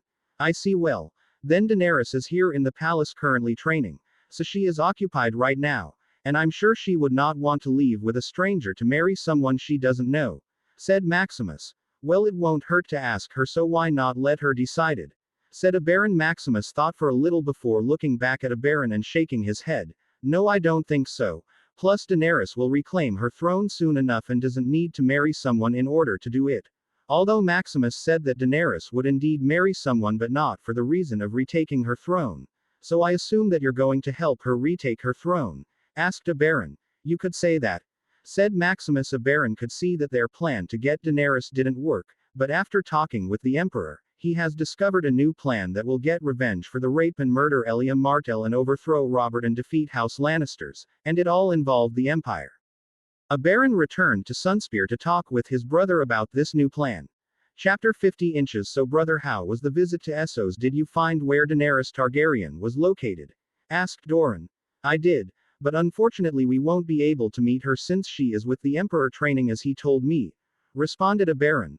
So we won't be able to overthrow Robert Baratheon, said Doran as he shook his head, since now he needs to make another plan. At least we need to take revenge for Elia and destroy the Lannister house, but what can we do? Said Doran as tried to think about another way to get their revenge. Actually, brother, I think we could use this as an opportunity to get closer with the Empire, since if the Emperor has Daenerys Targaryen, then he knows of her claim to the throne, and if from what I have seen when I visited the Empire they have some very powerful soldiers among other things. Said Oberyn. If the Emperor plans to use her claim as a way to take the Iron Throne for himself, then he most likely will marry her, which will make him have a justification to declare war on Robert Baratheon for the Iron Throne, and I'm sure that he will win if he does. Said Oberyn. Doran, listening to what Oberyn said, had figured out what he was trying to say. So you think we should form an alliance with this Emperor so when he invades Westeros we can join him and destroy House Lannister and overthrow Robert Baratheon at the same time? Doran had already figured out what Oberyn was trying to say and thought that it was a good plan. But how will we form an alliance with him? Asked Doran. Well, before Arianne was promised to Viserys, but now that he is dead she is not promised to anyone. So we could offer her hand to him, plus I'm sure that Arianne will be pleased to marry an emperor and become a queen. Said Oberyn. She would love that, and that would secure an alliance with the Empire. But if he plans to marry Daenerys Targaryen, then Arianne will be a second wife or a consort.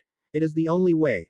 Plus polygamous marriage is not banned in the Empire and as common as Essos. Said Oberyn. Doran thought about it for a little before he approved of the plan, since this way he can get revenge for Elia and destroy House Lannister. All right, brother, return to the Empire and give this to the Emperor. It is a message stating that if he agrees with our request then he will have our support for his claim to the throne. Said Doran. All right, brother. I will return to the Empire and hopefully get the Emperor to agree to this. Oberyn had said his goodbyes to his brother and left back to Essos. After Oberyn left, Doran had looked behind him at a cracked door. He already knew who it was. Arianne, I know you were listening, so you might as well come in, said Doran. From the door emerged Arianne Martell with her olive skin, large dark eyes and long, thick black hair that falls in ringlets to the middle of her back. How much did you hear? Asked Doran. I heard enough to know that I will be getting married to the Emperor, said Arianne as she tried to hide her smirk. This alliance is very important for us, and if he accepts then you will go to Essos and marry him, securing our future and getting revenge for your Aunt Elia. Doran hoped that Arianne wouldn't try to sabotage the marriage since she doesn't want to marry anyone. So if I marry the Emperor, we can get revenge on the Lannisters and I will be helping Dorne. asked Ariane, since she always wanted to be a dutiful daughter, but after learning that she would be succeeded by her younger brother Quentin, she had begun acting rebellious towards her father. All she wanted was for her father to show that he valued her, and now her father wants her to marry the emperor to secure Dorne's future. This was a big task that she would take on to prove her value to her father. As Ariane was deep in thought, Dorne had looked at her. I want you to know that I value you a lot as my daughter, and I know that I don't show it, but I do, said Dorne. Ariane almost burst into tears before she hugged her father. Dorne was surprised at first, but hugged her back as their father and daughter bond began to heal. In Slavers Bay, the cities had all begun training thousands of Unsullied, and some Slavers had limited the amount of slaves that others can buy, since the cities had bought the Unsullied and planned to use them to attack the Empire. Lots of slaves were brought in by the Dothraki, so there were lots of slaves being trained and even more being brought in. Since the Dothraki avoid the Empire territory, other free cities have suffered being attacked by the Dothraki hordes, causing many people to flee to the lands of the Empire. Slavers Bay was even having some problems, as they had to pay off lots of calls so that they can save soldiers for the war against the Empire. Chapter 51 Inches interesting. Maximus had just finished listening to what the spy had told him about what the Martells were planning. Aliana was standing next to him wearing a white and gold Roman noble dress, as she was thinking about the advantages of getting an alliance with the Martells, and while there were a few advantages, none of them were great. Unfortunately, I will have to decline their proposal since they disrespect me by asking me to marry Ariane Martell, who sleeps around with lots of men. Now if she didn't sleep around, I might have gave the proposal another thought, but that fact alone makes me reject it. Maximus had felt that the Dorne thought too little of him for him to agree to such a proposal. I agree. I don't think this Ariane Martell will be worthy to join your harem, as we already have Daenerys and Erla and me, and adding Ariane won't be a good fit for you. Aliana, hearing about what type of person Ariane Martell was, certainly didn't want her to be anywhere near Maximus. Maximus was looking at Aliana, surprised at what she had said, and was even more surprised that she said he already had Daenerys and Erla in his harem, since according to him, he didn't do anything with them yet. What do you mean? Daenerys and Erla are in my harem, I haven't done anything with them. While he said this, he was even more curious as to why Aliana mentioned a harem. Well, as the emperor, you are the most important person in the empire, and an emperor needs lots of worthy women by his side who will help him run the empire, help with his personal needs among other things. And with lots of women you will have lots of children who will carry on your bloodline. Aliana had rubbed her stomach when she said the part about children, but Maximus wasn't looking, so he didn't see eye to eye. Before anyone asks, no, she is not pregnant yet. And even if you haven't done anything with Erla and Daenerys, it's only a matter of time, since if they're not training with me, then they are following you around the palace and offering to help with anything you need. They have even familiarized themselves with most of the royal guards, and Erla has become a capable warrior, though she still has a long way to go before she masters the sword. I give it a year or two before she fully masters it. Aliana had seen how both Erla and Daenerys followed Maximus around, and she has even spoken to them herself about the matter, and they made some sort of agreement between the three to only allow pure women around Maximus. Maximus did notice that both Erla and Daenerys follow him around a lot, but he just thought it was because they were trying to help. He rubbed his head, since he has been so busy with running an empire that he couldn't see what they were really trying to do. I guess you're right, but if we do end up doing that, then I will have to marry all three of you, since as of now the public only knows that I am not married. But there are rumors here and there about me having my way with multiple women at once, but since that is normal in Essos, not many people cared. But sooner or later I will need to make an heir. While the empire was still in its early years of development, having an heir would make sure that his bloodline continues in case something happens, and also it would be wise to have one now, since in a few years he might be too busy to have one during wartime. As Maximus was deep in thought about having an heir, a soldier came in to inform him that a Baron Martell have arrived at the palace with a message from Dorne Martell. I have things to do here, so will you go and tell a Baron my decision? Maximus had asked Aliana to meet with a Baron, since he did have some things to do regarding some new projects that the Dwarven engineers have come up with. It will be my pleasure, said Aliana with a smirk on her face. Soldier, bring a Baron to a room, I'll meet with him soon. Yes, ma'am. The soldier left to carry out the order. Aliana headed to the door to leave and head to the meeting room. A couple of minutes later, Aliana had entered the room where a Baron was waiting. A baron had looked at the door and seen a stunning beauty walking in wearing a white and gold dress. Such beauty, a baron was surprised as the beautiful woman came in and sat down in front of him. A Baron Martell, this is the first time that we have seen each other and hopefully the last, said Aliana. My name is Aliana, and I am a general in the Imperial army and I have been tasked by the Emperor to meet with you in his place, so don't waste my time and just give me the message. Aliana didn't want to waste too much time talking to a baron. This message is for the Emperor, and even if he sent you in his place, can you make such a decision in his place? A baron didn't know why, but after he said that he felt that his life was in danger. Lord Baron, I assure you I am more than capable of making such a decision, so either give me the message or these guards here will escort you out of the palace. Aliana wasn't here to play games, nor will she allow a baron to speak with such disrespect in the palace. Fine, here. A baron handed over the letter since he could feel the killing intent coming off the guards. Aliana grabbed the letter and acted like she was reading it, since she already knew what the letter was about. After she was done, she balled the letter up and sat it on the table. Your request is rejected, Lord Baron, said Aliana. We will give you more if that is what you want. How about some of my daughters who are skilled in combat? A baron tried to convince Aliana to change her mind, but it was useless. Trying to get an alliance by offering up the hand of his daughter who spreads her legs for lots of men, and then trying to offer up bastard children to marry the emperor, none of which are worthy. It is truly disappointing that you would even offer her hand for marriage. It is no different than marrying a whore, only this whore has a noble status. Aliana did not hold back against a baron.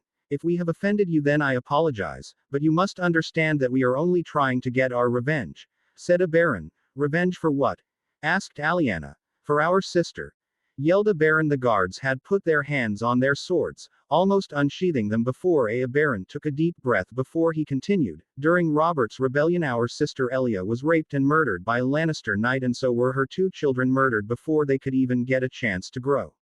Because of Jon Arryn we didn't go to war immediately, so for years, we have been plotting to overthrow Robert and destroy House Lannister, but have yet to achieve it, said a baron. The secret marriage between Viserys and Arianne was going to be our key, but he was killed by your emperor, and now our only chance at getting revenge for Elia was in that letter. A baron pleaded once again. Sorry, but the answer is still no. Maybe next time you don't insult us by offering the hand of a whore to us. Aliana said that last sentence as a baron was escorted out of the palace and returned to Sunspear. Chapter 52. A baron had returned to Sunspear and informed his brother Dorne of what happened with the Empire. Instead of making an ally, they possibly made an enemy out of the Empire. Dorne thought that he could hide the fact that his daughter had been sleeping with lots of men, but it seems not. He started to regret not caring the first time his daughter told him that she had lost her virginity, but at the time he didn't care about it. But now he wishes he did something, since getting revenge for Elia has gotten farther away. Arianne wasn't happy at all since hearing the words that she was called, even if they were true. She didn't think she deserved this amount of disrespect. In her hand, she had a drawing of how the emperor looked that she got from a merchant that had traveled to Cohor. In her eyes, the emperor was the perfect person since he was handsome, and he had lots of power. But now she won't get to see him in person since she won't be married to him, only because she was sleeping with other men. She ran to her room as she cried for days, blaming herself for what happened, and now she will go back to being of no value to her father. While Dorne begins to look back on the things he did, and Arianne fused about how it was her fault. It was the year 296 AC, meaning that a year had passed during which the events of Dorne meeting with the Emperor had happened. Besides the whole meeting with Dorne thing going on, other things in the Empire had happened, such as the invention of the aqueduct, which was a watercourse constructed to carry water from a source to a distribution point far away. Aqueduct water supplied public baths, latrines, fountains, and private households. It also supported mining operations, milling, farms, and gardens. Sanitation was the next thing that was improved, since with the help of the aqueduct sewers were able to be flushed with water instead of needing to use people, which was what the Empire was doing since Maximus didn't think about it until it was brought to his attention by the dwarves. The new sewage system was a massive improvement for the public health. Roads were already created during the early stages of the Empire, but they were made quickly and without much effort since they needed a supply line to the other cities of the Empire, but now the roads have been improved with cement. In the cities you could see many roads and highways being made throughout the city, making travel through the city less crowded and easier. Social care and welfare was created to help the orphans and poor children of the empire eat and to educate them. The orphans and the poor children had worked their hardest in school, since they didn't want to waste this chance that the emperor had given them. Most had wanted to be soldiers in the future and fight for the emperor. Surgery was another thing that was brought into the empire, since while there were surgeons in the world, not many had the knowledge like the Romans did, who built that knowledge off of the Greeks' developments. Tools created by the Romans were brought into the world, as those that had wounds too severe could now be saved. The legal system which was made during the founding of the empire had the concept of innocent until proven guilty. Maximus liked this, since not everybody is guilty of a crime that they were accused of, and this would allow them to prove themselves before a court where they will receive proper judgment. One of the last things made was the postal service, which will carry messages from one official to another throughout the empire. Maximus wasn't in his old world where they had cell phones and such, and he couldn't be everywhere, and he needed to know what was going on in the border cities of the empires or the outposts that were set up. The postal service had made communication easier and faster, but nothing will be faster than in his old world, where he could have just called the person he needed to speak to. In the palace, a hypocaust system was made to make it warmer. The hypocaust system was a heating mechanism somewhat similar to modern-day central heating, or radiant floor heating. These systems distributed heat from an underground fire throughout a space beneath the floor, raised by a series of concrete pillars. In addition, Romans also built flues into the walls, ensuring the heat had a path to warm higher floors, and could eventually escape safely through the roof. The last thing that was in the progress of being built was the Colosseum. Maximus thought that he couldn't truly build a Roman Empire without having the Colosseum. Plus, it would be a good way to make money and for people who want to show off their skills in fighting. For the next chapter, which will come out tomorrow, a big time skip, probably about 2 years, will happen so that we can start getting into the War of the Five Kings.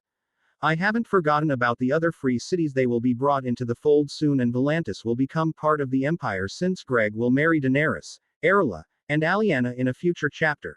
Chapter 532. Years later, in the streets of Cohor, it was busy as usual as merchants walked into the city. Children ran around the city playing, and the smell of the city was better than it was a few years ago. Above the city, you could see the dragons flying around the city. On the street walking back to his home, Oroquo Enos had a smile on his face as he looked around the city, seeing all the new things that were created in the city, such as better built houses and the highways which helped make the city streets less crowded. Oroquo, 1 year before coming to Cohor, had been enslaved by some Slavers with his wife and daughter. He thought that it was the end for them since they couldn't escape capture, but then one day while they were traveling to Volantis, they were ambushed by some people who killed all the Slavers. He and his family were scared that they were going to be killed, but that wasn't the case, as the people who killed the Slavers had taken them to Cohor, where they met with some men who were officers in the empire that told them they were free. And that wasn't all, as they also gave him a list of jobs that he can do to earn money to support his family. The highest paying job that was available to him was the city guard, which came with training, and during the training he would get 3 meals a day. He picked the city guard job as his name was written down on a sheet of paper. He asked what would happen to his wife and daughter while he was gone, and he was reassured that they will be safe and receive housing and for the first 6 months of their stay in the city. This was something set up by the civil officer of the empire, which offered up to 6 months of free housing, but after that, if you didn't buy your own house by the time was up, then you would be kicked out. Oroquo wasn't worried since his training would only be 3 months, and that gives him 3 more months to buy a house or an apartment. He knew this because he was told that houses and apartments were quite cheap to buy in the empire.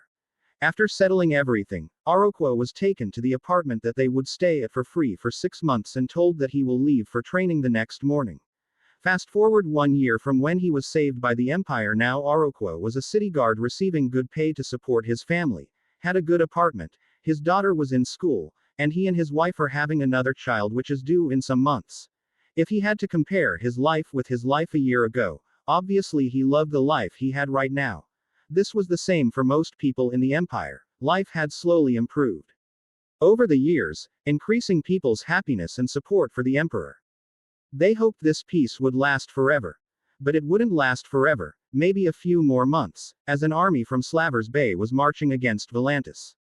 The Slavers Bay coalition was led by a group of magisters who looked to extend the slave trade to back to all of the free cities. The army numbered around 170k, most were unsullied, mixed in with mercenaries. Even the Golden Company had joined up with them. But Maximus, who had his 2 dragons with him who were basically grown dragons, could vanquish the whole Slavers army. Not only did he have the dragons, he also summoned the Great Eagles from Lord of the Rings. The Great Eagles would fight alongside the dragons with Maximus, meaning that now he basically had an air force. He also summoned some Uruk-hai warg riders and more elven archers and spearmen, decreasing his system points by 40k. It wasn't until the Slavers' army was days away from Volantis did Maximus find out after receiving a message from Volantis that they were under attack. While Volantis wasn't technically a city in his empire, it was still a city under his protection and he wouldn't just let them take a city under his protection, so he planned to gather his army of 150k men to march on Volantis and take it back. But gathering so many people would take some time, so he just sent more men to his fortress Croyan to block any enemy attacks from coming into his territory. Messages were sent out all over the empire as soldiers from each city gathered at Cohor, which would take a couple of weeks to gather everybody then organize them. But Maximus had lots of officers in his service, so it shouldn't take too long. Also, he had found the 3 dragons' eggs in Bravos as the governor there had tried to hide them from the emperor in hopes of selling them to get a fortune, but he was found out and burned alive by the dragons. Now Bravos had a new governor and the people weren't that scared since it was said that the former governor was hiding dragon eggs from the emperor, which was a major offense since Maximus has been looking for the dragon eggs for some years now and even sent out a royal order that any dragon eggs found must be brought to the emperor. Yet the governor failed to do this and was killed for not obeying a royal order. In Westeros, the main events of the first season were just starting since Jon Arryn had died. Only some things were different, like some of the dialogue between characters. For instance, when Robert talked about Daenerys while heading back to King's Landing with Ned, instead they talked about the Empire. Chapter 54. Ned Stark, after coming to King's Landing, has found out some things about Robert, such as he barely did any work as king and spends his time with women and drinking. He also leaves his duties to the small council, and the kingdom is 9 million in debt. It's 9 million since Maximus has been making things economically worse for the kingdom. Ned brought both his daughters with him, since Sansa is going to marry Joffrey and Arya so that she can be exposed to the world instead of being stuck at Winterfell her life. One day, while Ned was reading some documents and signing them as the hand of the king, somebody appeared in front of him kneeling. Since this person appeared out of nowhere, Ned was on guard while he asked, "Who are you and what do you want?" "I but a shadow here to give you a message from my lord," said the figure. Ned was confused as to who the lord was that the figure was talking about, so he asked, "Who is your lord?" "My lord is a well-known person in the world, even here in Westeros he is known by many," said the figure. Ned thought for a bit before he guessed. Is it the emperor? Ned had guessed this since he had heard rumors of the emperor having people who can move in the shadows, but he didn't believe it until now. "You are correct, my lord. Now please listen to the message since it is important that you do," said the figure. Ned had lowered his guard just a little as the figure began to talk. Jon Arryn didn't die of an illness. Instead he was poisoned because he found out something that he shouldn't have, said the figure. Ned was in disbelief. Impossible. If he was poisoned then they would have found out. It was some type of poison that wasn't traceable, unfortunately, but my lord thinks you should look for whatever book he had read last since that might give you the answer, said the figure as it disappeared. Ned wasn't looking at the figure as he had his head down thinking about what he just heard. Once he looked up to ask a question, the figure was gone, leaving Ned to think about what he just heard. As he thought, he also wondered why the emperor was helping him. Back in Essos it has been 6 weeks since Maximus had begun gathering his army, and it was finally complete. His whole army was gathered and organized under the various commanders and officers. And now since the army is ready, Maximus began their march to Volantis as he rode on his dragon, which was equipped with dragon armor made by the dwarven craftsman. The armor wasn't too heavy nor was it a lot, it was only covering the most vital points on the dragon, meaning the wings were not covered since the dragon needs to have lots of maneuverability. The Slavers Bay army, which now occupied Volantis, had even begun enslaving some people, mainly children, to train them to become unsullied. Tyrosh and Lee will be unaffected by this recent turn of events since slaves in each of the 3 cities outnumber free men 3 to 1. Volantis was targeted since it was trying to get rid of the slave trade, and it would be a demonstration to the empire that attempting to stop the slave trade will have consequences. The Imperial army had arrived near the first town located near Volantis, which was Selhoris. Selhoris had walls that surrounded the entire city. But to the Imperial army that was no problem at all. Selhoris instead of fighting had surrendered since it was the one town that hadn't been taken over by the slave army and the people didn't want to fight the Imperial army which from a distance looked too intimidating making the slave soldiers drop their weapons and surrender. Next was the town Valisar which was also a walled town. But unlike Selhoris the town Valisar was occupied by a small garrison of the Slavers Bay army. 20,000 mercenary soldiers occupied the city and had no plan to give it up without a fight. Maximus didn't have time to deal with this small garrison, so he took his 2 dragons and great eagles and attacked the city that way, while the cannons also opened fire on the soldiers on the walls. Archers tried to shoot the dragons and great eagles, but the arrows were just bouncing off of the dragons and the great eagles, who also had armor. In less than 30 minutes all the soldiers on the walls were dead as they were either killed by fire from the dragons or killed by the great eagles which used their claws to kill most of the men on the walls. After that, a small portion of the army advanced inside the city and killed the remaining defenders, taking no prisoners even if they surrendered they were executed. Maximus left 2,000 soldiers as garrison for the city while the rest of the army moved on. Instead of wasting time attacking Voluntaries Maximus and his army crossed the river passing Sarmel and approaching Volantis where the slave army was waiting for them. Maximus had his army make camp and would rest for a day before attacking, since they had been marching for a while and did not want to lose men because they are fatigued. But his dragons and great eagles were not tired, so he took them out to attack the enemy, which had brazenly grouped their soldiers up in formations. On top of his dragon, Maximus could see groups of Unsullied grouped together and Slavers also mixed in making sure they don't run and to keep them in check.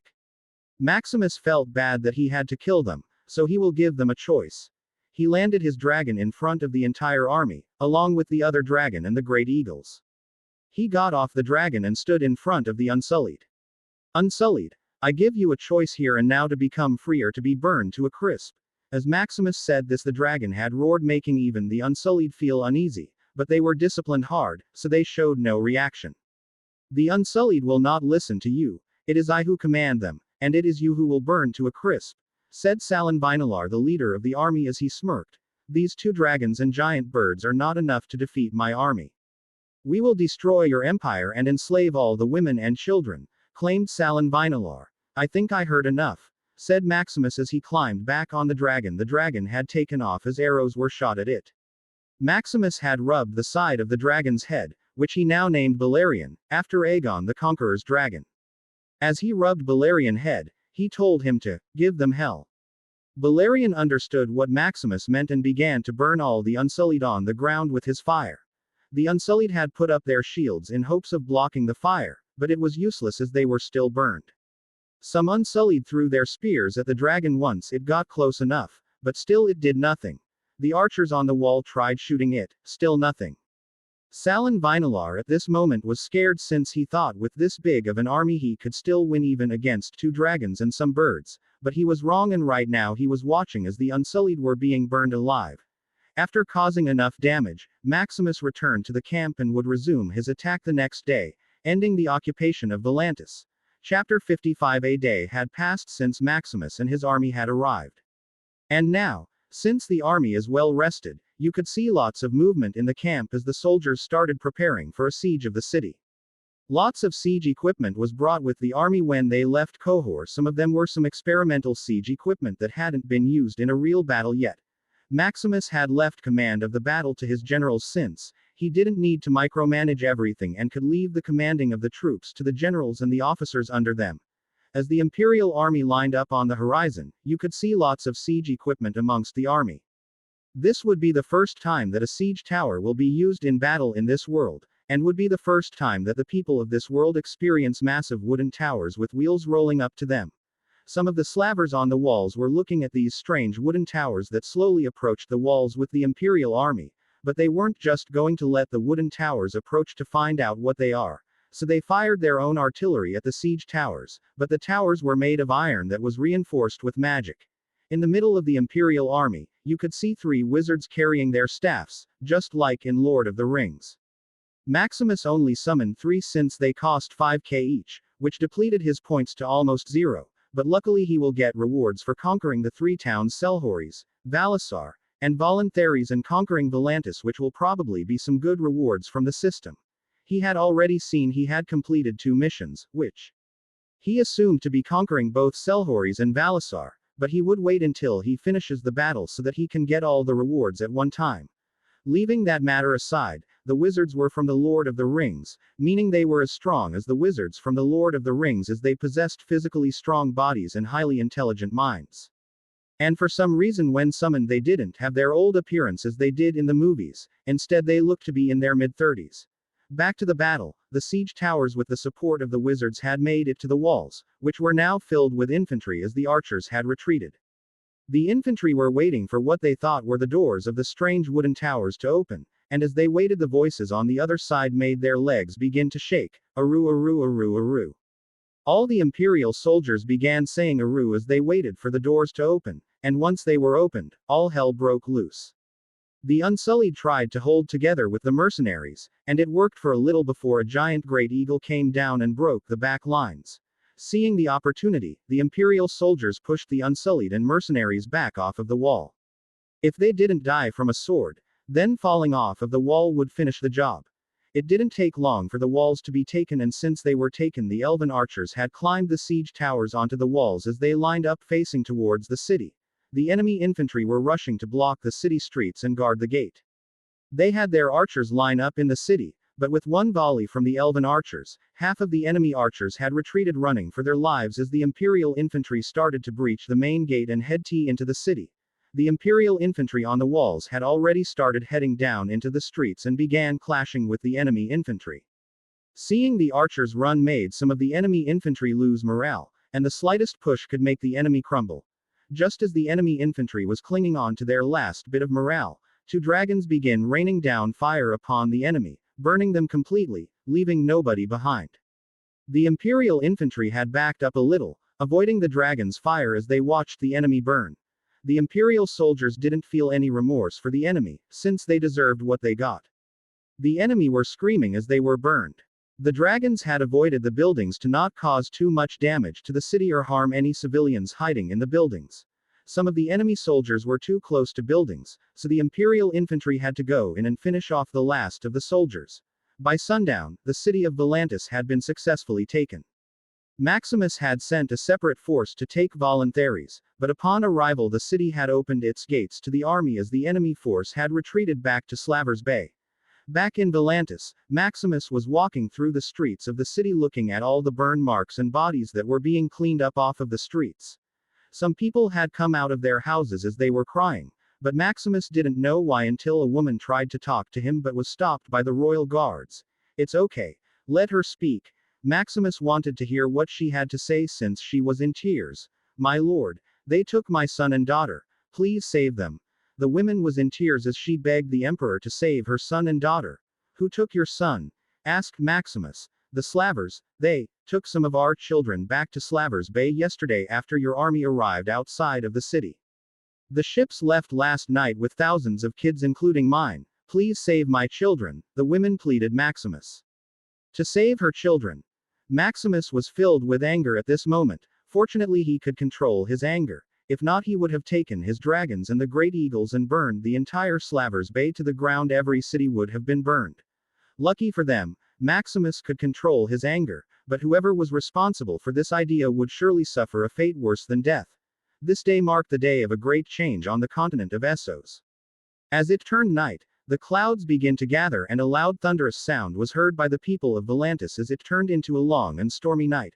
Some people marked this night as the Emperor's Rage, as thunderous sounds were heard all night. Chapter 56. The next day marked a historic day for the Empire as an imperial decree was issued. The decree stated that the remaining free cities of Myr, Tirosh, Lee, shall be placed under imperial rule and all slavery will cease to exist, and anyone who doesn't follow this decree will be put to death.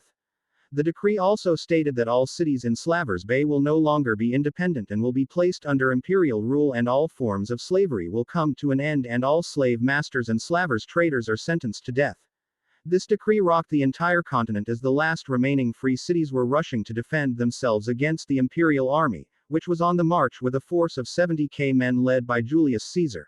Maximus and the rest of the 50,000 men headed to Slavers Bay. It took no less than 2 weeks for the news to reach Westeros. A simple war over Volantis had turned into a massive war to end slavery in the last remaining free cities and in Slaver Bay. Once again, the Empire was expanding its borders and becoming even more of a threat to the world. Although this was the case, not many of the common people saw it that way, only the lords seen it as a threat. And even then they can't do anything about it. While this was going on in Essos in Westeros, Ned Stark had found out about the secret which the Queen has been hiding, and he was shocked to have found out about it and was going to confront the Queen about it. But he was already wary since he had been attacked by Jaime Lannister, who blamed him for what his wife did when she captured Tyrion Lannister. Luckily he survived the fight, but now he had to walk with a cane since his leg was badly injured. He still mustered up the courage to go and confront the Queen, but before he could, the figure from a few months ago appeared again. "Lord Stark, a pleasure to see you well, my lord," said the figure. Ned turned around and asked, "Have you brought another message from your emperor?" asked Ned. "Something like that," he said, "to be careful when dealing with Cersei Lannister, since she is always scheming and plotting for her next move, and once she knows that you know her secret, then she will act against you, and if that happens then you risk your daughter being put in harm's way," said the figure. "She would never. There would be too much at risk if she acts against my daughters."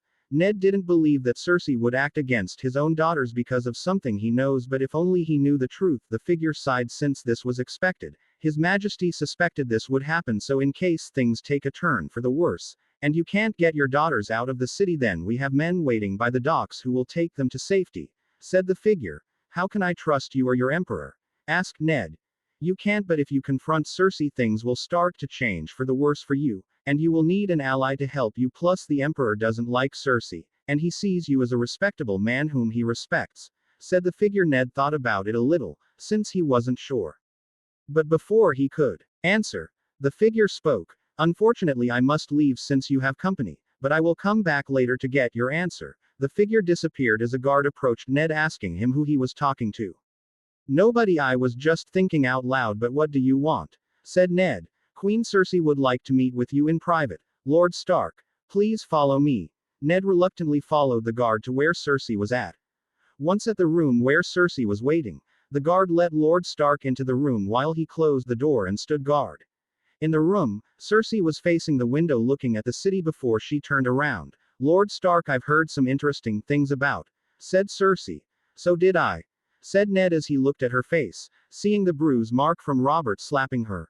"Has he done this before?" said Ned, referring to Robert slapping her.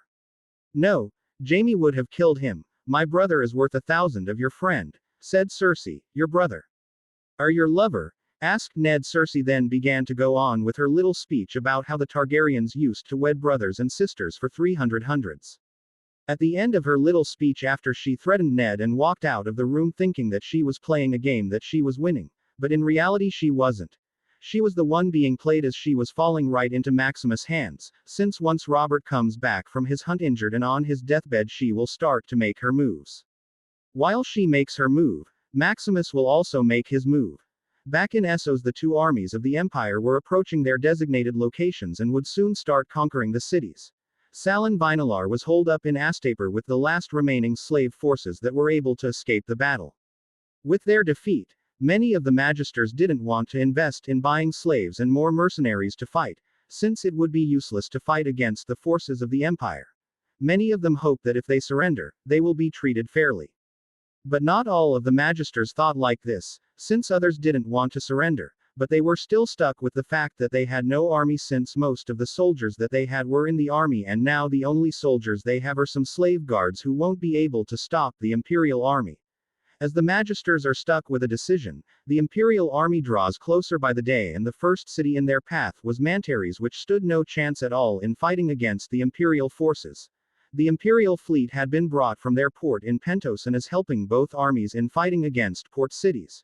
Chapter 57. Arriving at Mantares, Maximus had let Daenerys lead a small force to take the city, since the number of defenders were only a few. Erila was back at Cohor, since while she was a good fighter, she was better at diplomacy, so she was handling some diplomatic matters of the Empire. Aliana was with Daenerys, leading the small force to take Mantares. Maximus led the rest of the army past the city onto the next city, which was Tolos. Tolos lies on the northwest coast of Slavers Bay on the Black Cliffs. It is connected by Valyrian roads to Mantares and Borish. To the west lies the city of Illyria on its island. Some hours later, as the army approached Tolos, Maximus could see a massive navy in the water blocking any ships from coming in or leaving. This was the Imperial fleet, which had already surrounded the port of Tolos as well as the port of Illyria. As Maximus and his army approached the city, a white flag was waving above the walls, signaling the surrender of the city.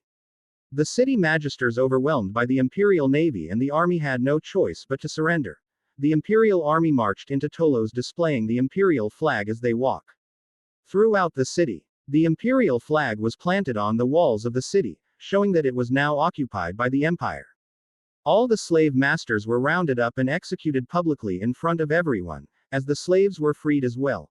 Since slavery has been going on for centuries, the former slaves don't know what to do, nor do they have the knowledge of how to fit into society. Maximus had a plan for this, but right now he needs to finish this war first, then he will implement his plan. A small garrison was left in Tolos while the rest of the Imperial army proceeded on.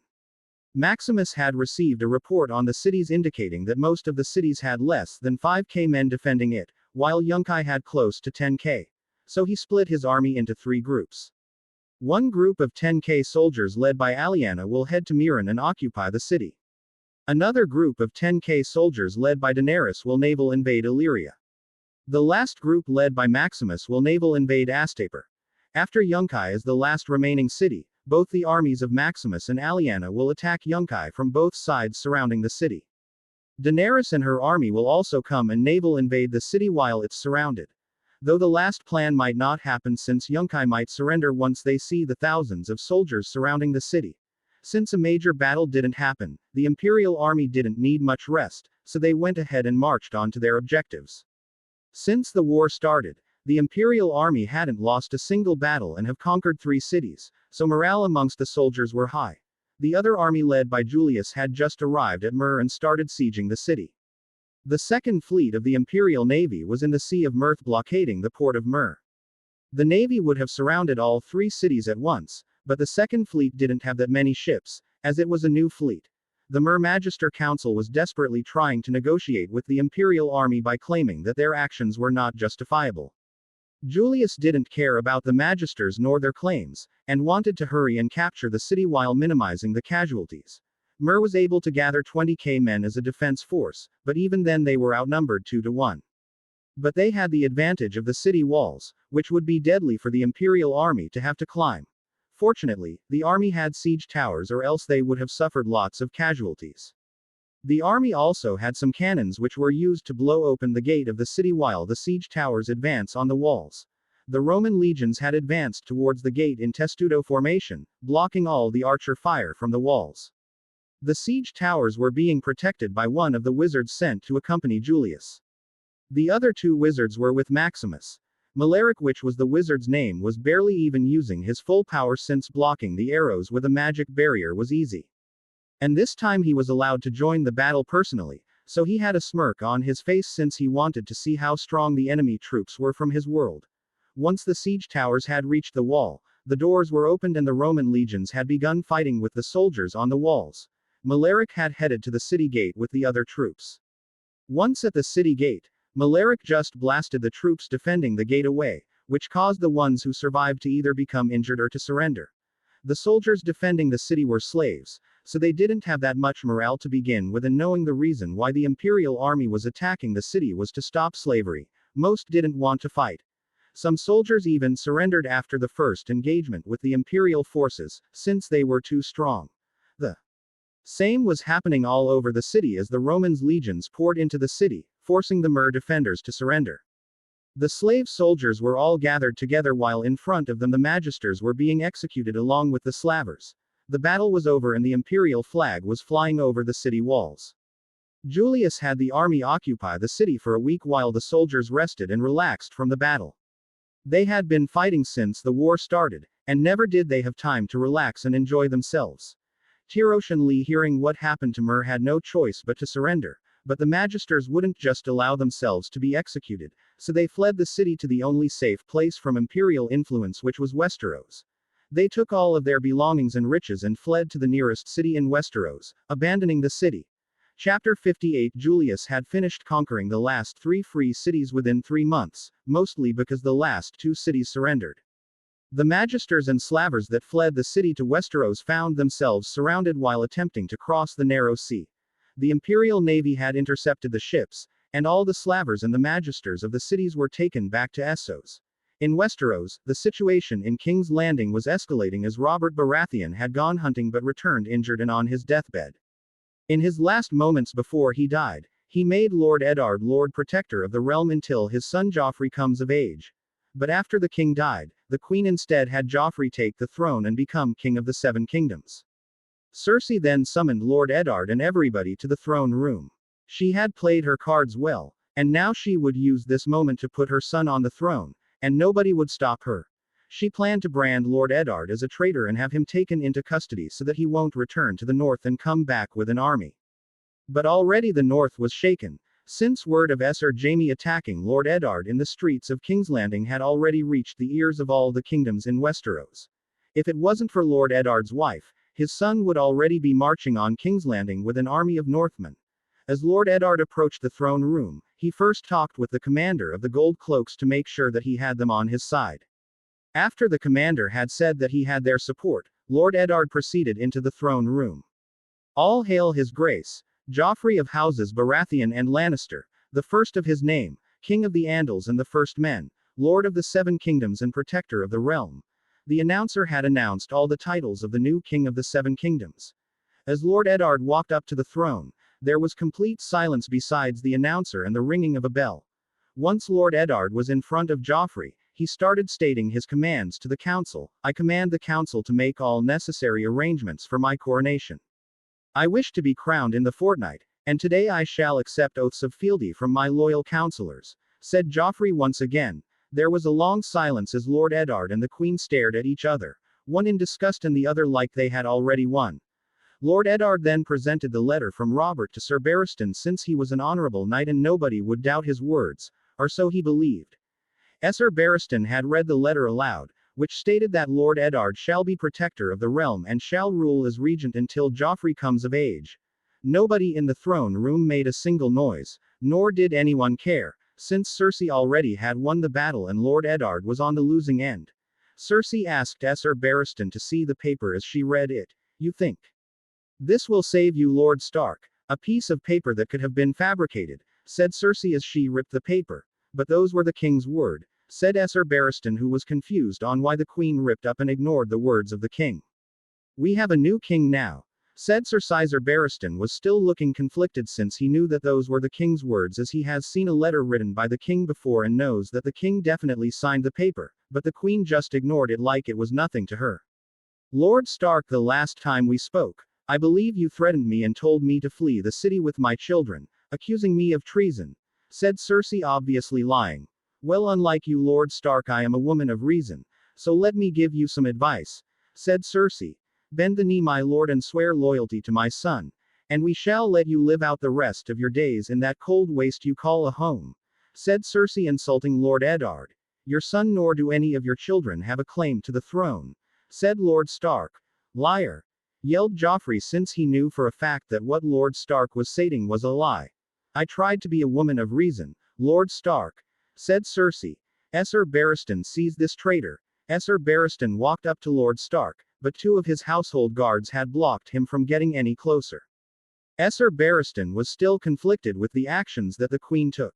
He turned around and looked at the queen, but from the king's words he is Lord Protector of the realm, said Sir Barristan, trying to plead to the queen once again. The queen looked at Sir Barristan before she made a decision. Sir Sandor, take both Lord Stark and Sir Barristan into custody for treason, said Sir Caesar Sandor. Clegane unsheathed his sword as Joffrey commanded to kill both Sir Barristan and Lord Stark along with his guards. Everybody in the room unsheathed their swords ready to fight. Lord Stark commanded the commander of the watch to arrest the queen and her children and put them in their rooms with guards watching them. The commander commanded his men, who pointed their weapons at the Joffrey and Cersei, but one nod from Cersei to the commander and the gold cloaks turned on Lord Stark and his men, who were killed from behind. Lord Eddard watched as he and his men were betrayed and tried to pull out his sword, but Littlefinger or Lord Petyr Baelish had put a dagger to his throat. Sir Barristan had attempted to pull his sword out, but Esser Sandor had cut his hand off, preventing him from drawing his sword. Esser Sandor was bleeding out as he was kicked to the ground by Esser Gregor. Before Esser Sandor could give the finishing blow, the queen stopped him. "Don't kill him. I want both of them to be publicly executed for their treason," said Cersei. Both Esser Barristan and Lord Stark were taken away and thrown in the dungeon. Esser Barristan didn't even receive proper treatment and was still bleeding out in the dungeon. At this time Lord Stark was somewhat worried about his daughters, since even though he told them that if anything happens they will be safely escorted out of the city, he still didn't trust the figure who serves the Emperor, since he doesn't know if they will truly help his daughters. Just as he was thinking about the figure, he heard somebody walking in the distance, but since it was so dark he couldn't see. Then suddenly a torch was lit up near Esser Barristan, and Lord Stark saw a person start patching up Esser Barristan's hand and stop the bleeding. After a couple of minutes the person started walking closer to Lord Stark, and as the person got closer Lord Stark knew exactly who it was. "It's been a while, Lord Stark," said the person. Chapter 59. The person who had met with Lord Stark was Lord Varys, who had come to offer to tell him about what happened to his daughters and what will happen to Lord Stark in the future. Sansa was still betrothed to Joffrey, and Arya has already escaped the castle into the streets of King's Landing. Though the Queen Cersei was hesitant on keeping Sansa betrothed to her son since she was the daughter of a traitor. Once word of Lord Eddard's arrest had reached the north, Robb Stark had called all the North's banners in retaliation to his father being charged with treason. Now a northern army of 50,000 men was gathering to march on King's Landing. While things were heating up in Westeros, back in Essos Maximus had conquered the last city in Slavers Bay. Yunkai and New Guise, which was an island city, was also conquered. After months of war against slavery, it has now come to an end with the victory of the Roman Empire. From this war, Maximus has received many names from the people, such as the Breaker of Chains. Now Maximus was in the halls of the palace in Yunkai. All the slaves that were in the palace were freed from their previous duties, but some of them still stayed in the palace to maintain it, which Maximus allowed since he didn't have the people with him to maintain the palace. While in the palace, Maximus had gone through the system to accept all of the rewards that he had gotten from conquering all the cities. Conquer Selhori's completed rewards. 30k system points, 500x custom house troops. Conquer Valisar completed rewards. 30k system points, 500x custom house troops. Conquer Voluntaries completed rewards. 30k system points, 500x custom house troops. Conquer Volantis completed rewards. 60k system points, 1x general summon. 5k for honor Warden Knights. Conquer Mantaries completed rewards. 40k system points, Hattori Hanzo. Hattori Hanzo, or Second Hanzo, his nicknamed Oni no Hanzo, was a famous daimyo of the Sengoku era, who served the Tokugawa clan as a samurai, credited with saving the life of Tokugawa Ieyasu and then helping him to become the ruler of United Japan. 100x ninja. Conquer Tolos completed rewards. 40k system points, elemental control magic, able to control the element of fire, being able to evoke fire with their bare hands in order to engulf their weapons in flames, to use the fire alone as a means to attack enemies. 1x Griffin mount. Conquer Illyria completed rewards. 40k system points, necromancy, the ability to raise the dead as mindless automatons bound to serve a specific purpose. Conquer Mirren completed rewards. 60k system points, blood magic. Blood magic is said to be the darkest and possibly the most powerful of magics. Practitioners of blood magic have dark spells to save a man from death. 5k heavy dwarven infantry. Conquer Astaper completed rewards.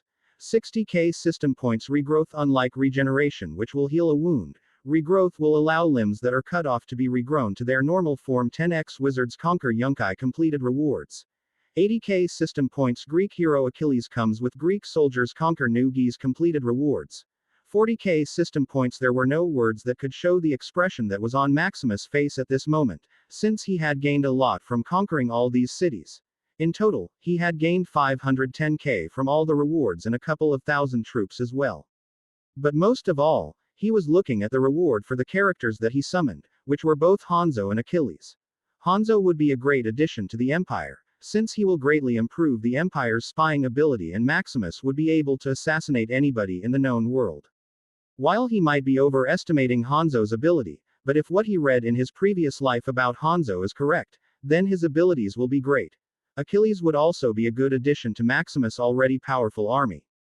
In the future, Maximus would need lots of people who can lead armies, since once he invades Westeros, Then he will need to split his army up and have capable generals leading their own respective forces. Achilles was both a good leader and a good fighter, so he would be more than capable of leading an army. He was also the son of an actual god, and while he is not immortal, he is extremely strong amongst mortals. After the character summons, the next thing that Maximus had looked at was all the new magic that he had just gained. Necromancy, blood magic, and elemental control were some great magic to learn, especially blood magic since that is the most powerful in this world. With elemental control on the battlefield, Maximus will be able to coat his sword in fire, and combined with the powerful Valyrian steel sword, then his combat efficiency would be greatly improved. Necromancy would be good, since after a large battle he could raise the dead to have them fight for him, though this ability probably won't be used that much by Maximus since he doesn't need to raise any dead soldiers to fight for him since he has the system to buy him troops. Blood magic, being the strongest magic in the known world, would be useful since it could save a person from death.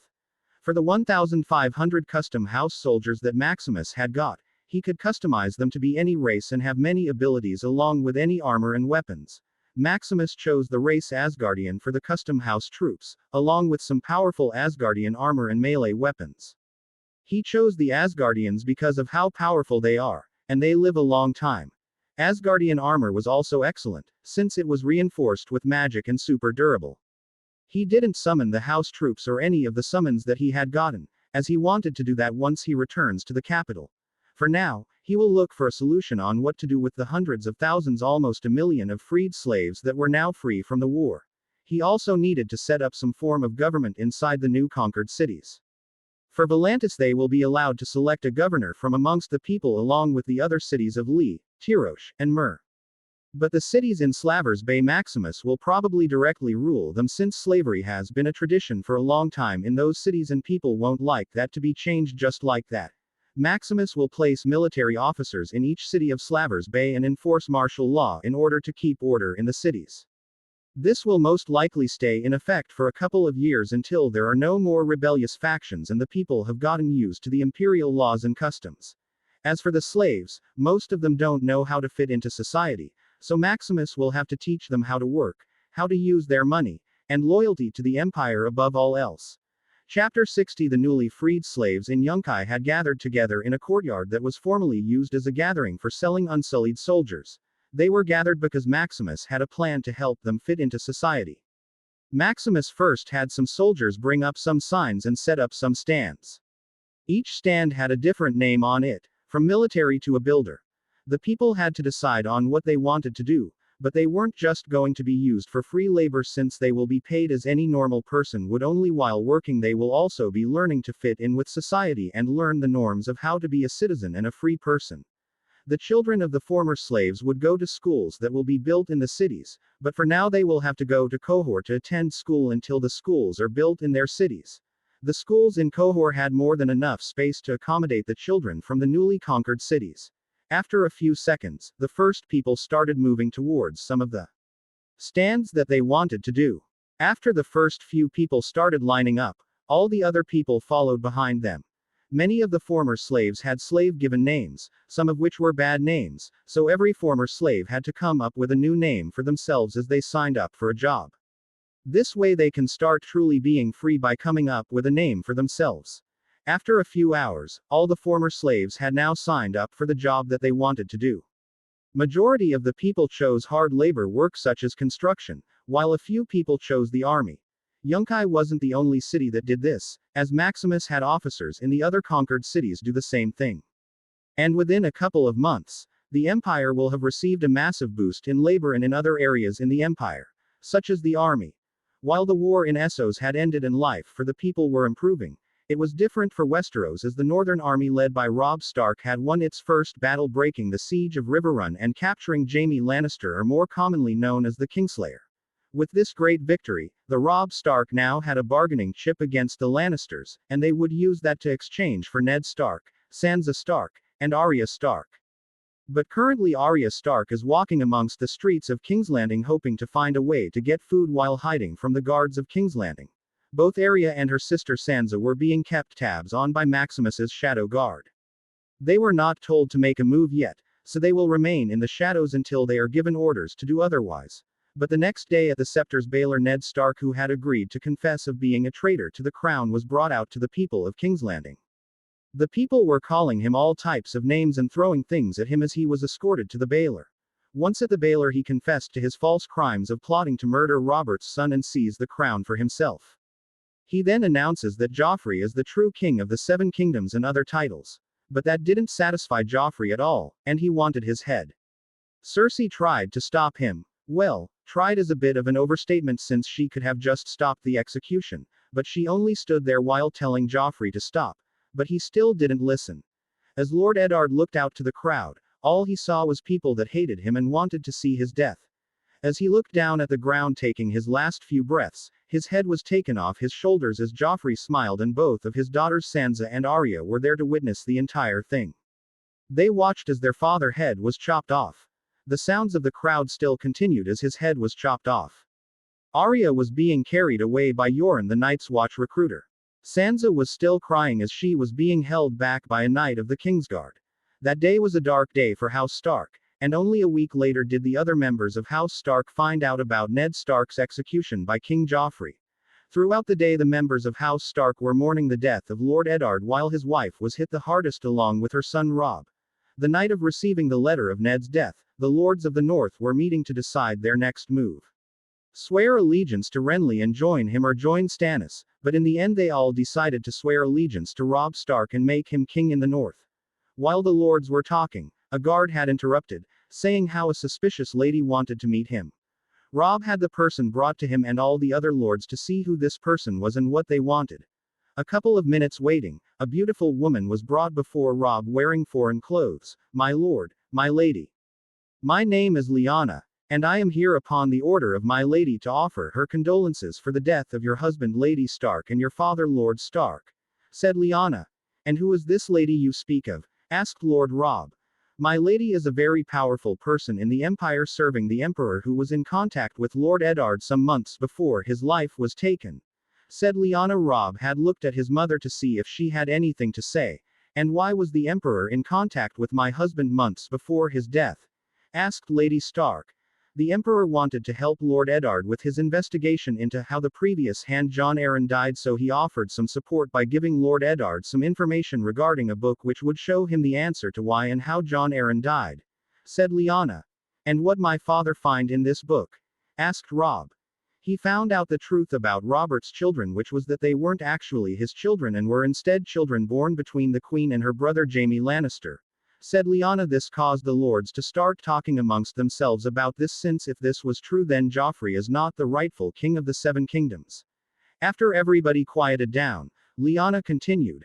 "After finding out the truth, he threatened Cersei that he was going to tell Robert about what he found out once Robert came back from his hunt. But unfortunately Robert came back severely injured and met his demise a few hours later," said Lyanna as she continued. "But before King Robert died, he made Lord Eddard his regent and protector of the realm until Joffrey comes of age, but the Lannisters had already taken over and Joffrey was to be crowned as the next king.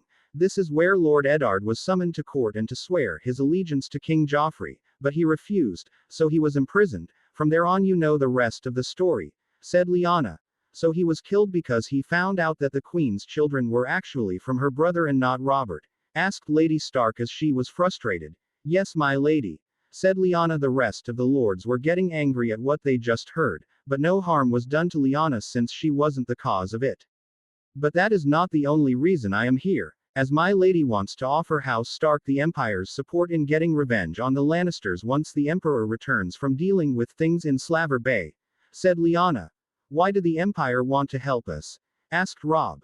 "Because my lady's sister, her father was murdered at the hands of the Lannisters, and now House Stark has had something similar happen to them, and we now have a common enemy, the Lannisters," said Lyanna. After thinking for a while, one of the lords stood up and asked, "How can we trust the Empire?" This caused everybody to look at Lyanna. "I can only say that whether you trust us is up to you, but sooner or later the Emperor will come to Westeros with his armies and there will be no one to stop him from destroying the Lannisters and expanding his empire. But if you accept our offer then you can remain as an independent kingdom and rule yourselves," said Lyanna. One of the lords stood up. "So we either accept your deal right here or in the future we will have to face each other on the battlefield," said the lord. My lord, I think it is a good deal. We can remain independent and rule ourselves, and having some support will be nice, especially from such a powerhouse, said one of the lords.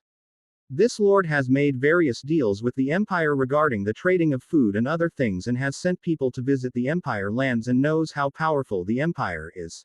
The other lords had all agreed with what was said while Robb was thinking about his decision. Also, my lord, we can rescue both Sansa and Arya at any given time, said Lyanna. If you can rescue my sisters, then we have a deal, said Robb, since if he could get his sisters, then all he would need to do is to focus on the Lannisters. Also, my lord, since we have a deal, this is a gift to you, said Lyanna as she handed Robb a sword enchanted with runes.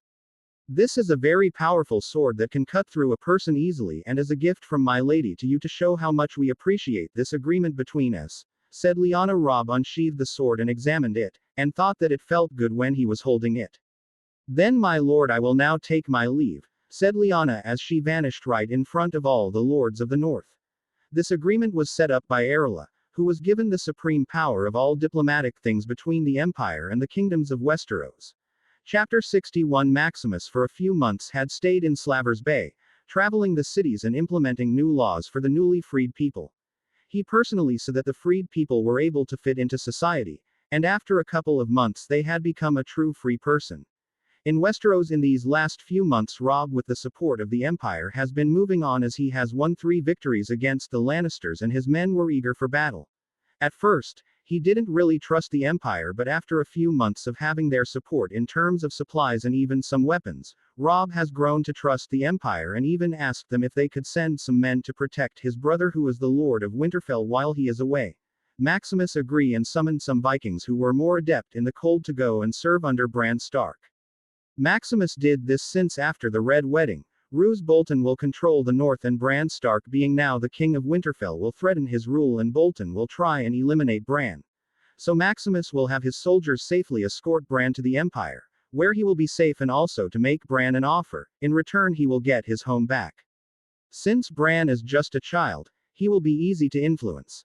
So while the northern army of now 40,000 men were winning victories against the Lannister army, the Red Wedding a month away, an event that would shock the whole of Westeros, Sansa was still in King's Landing since Maximus could rescue her now, but right now there are too many guards watching the castle, and while his shadow guard could escape easily, Sansa would get caught and most likely be executed by the king.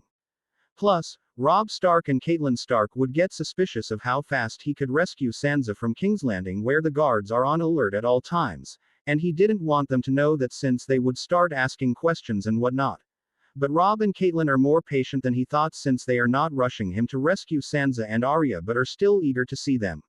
Arya was still in King's Landing, but she was currently in a house which was used by the Empire as a safe house for the intelligence agents who report the information that they have gathered.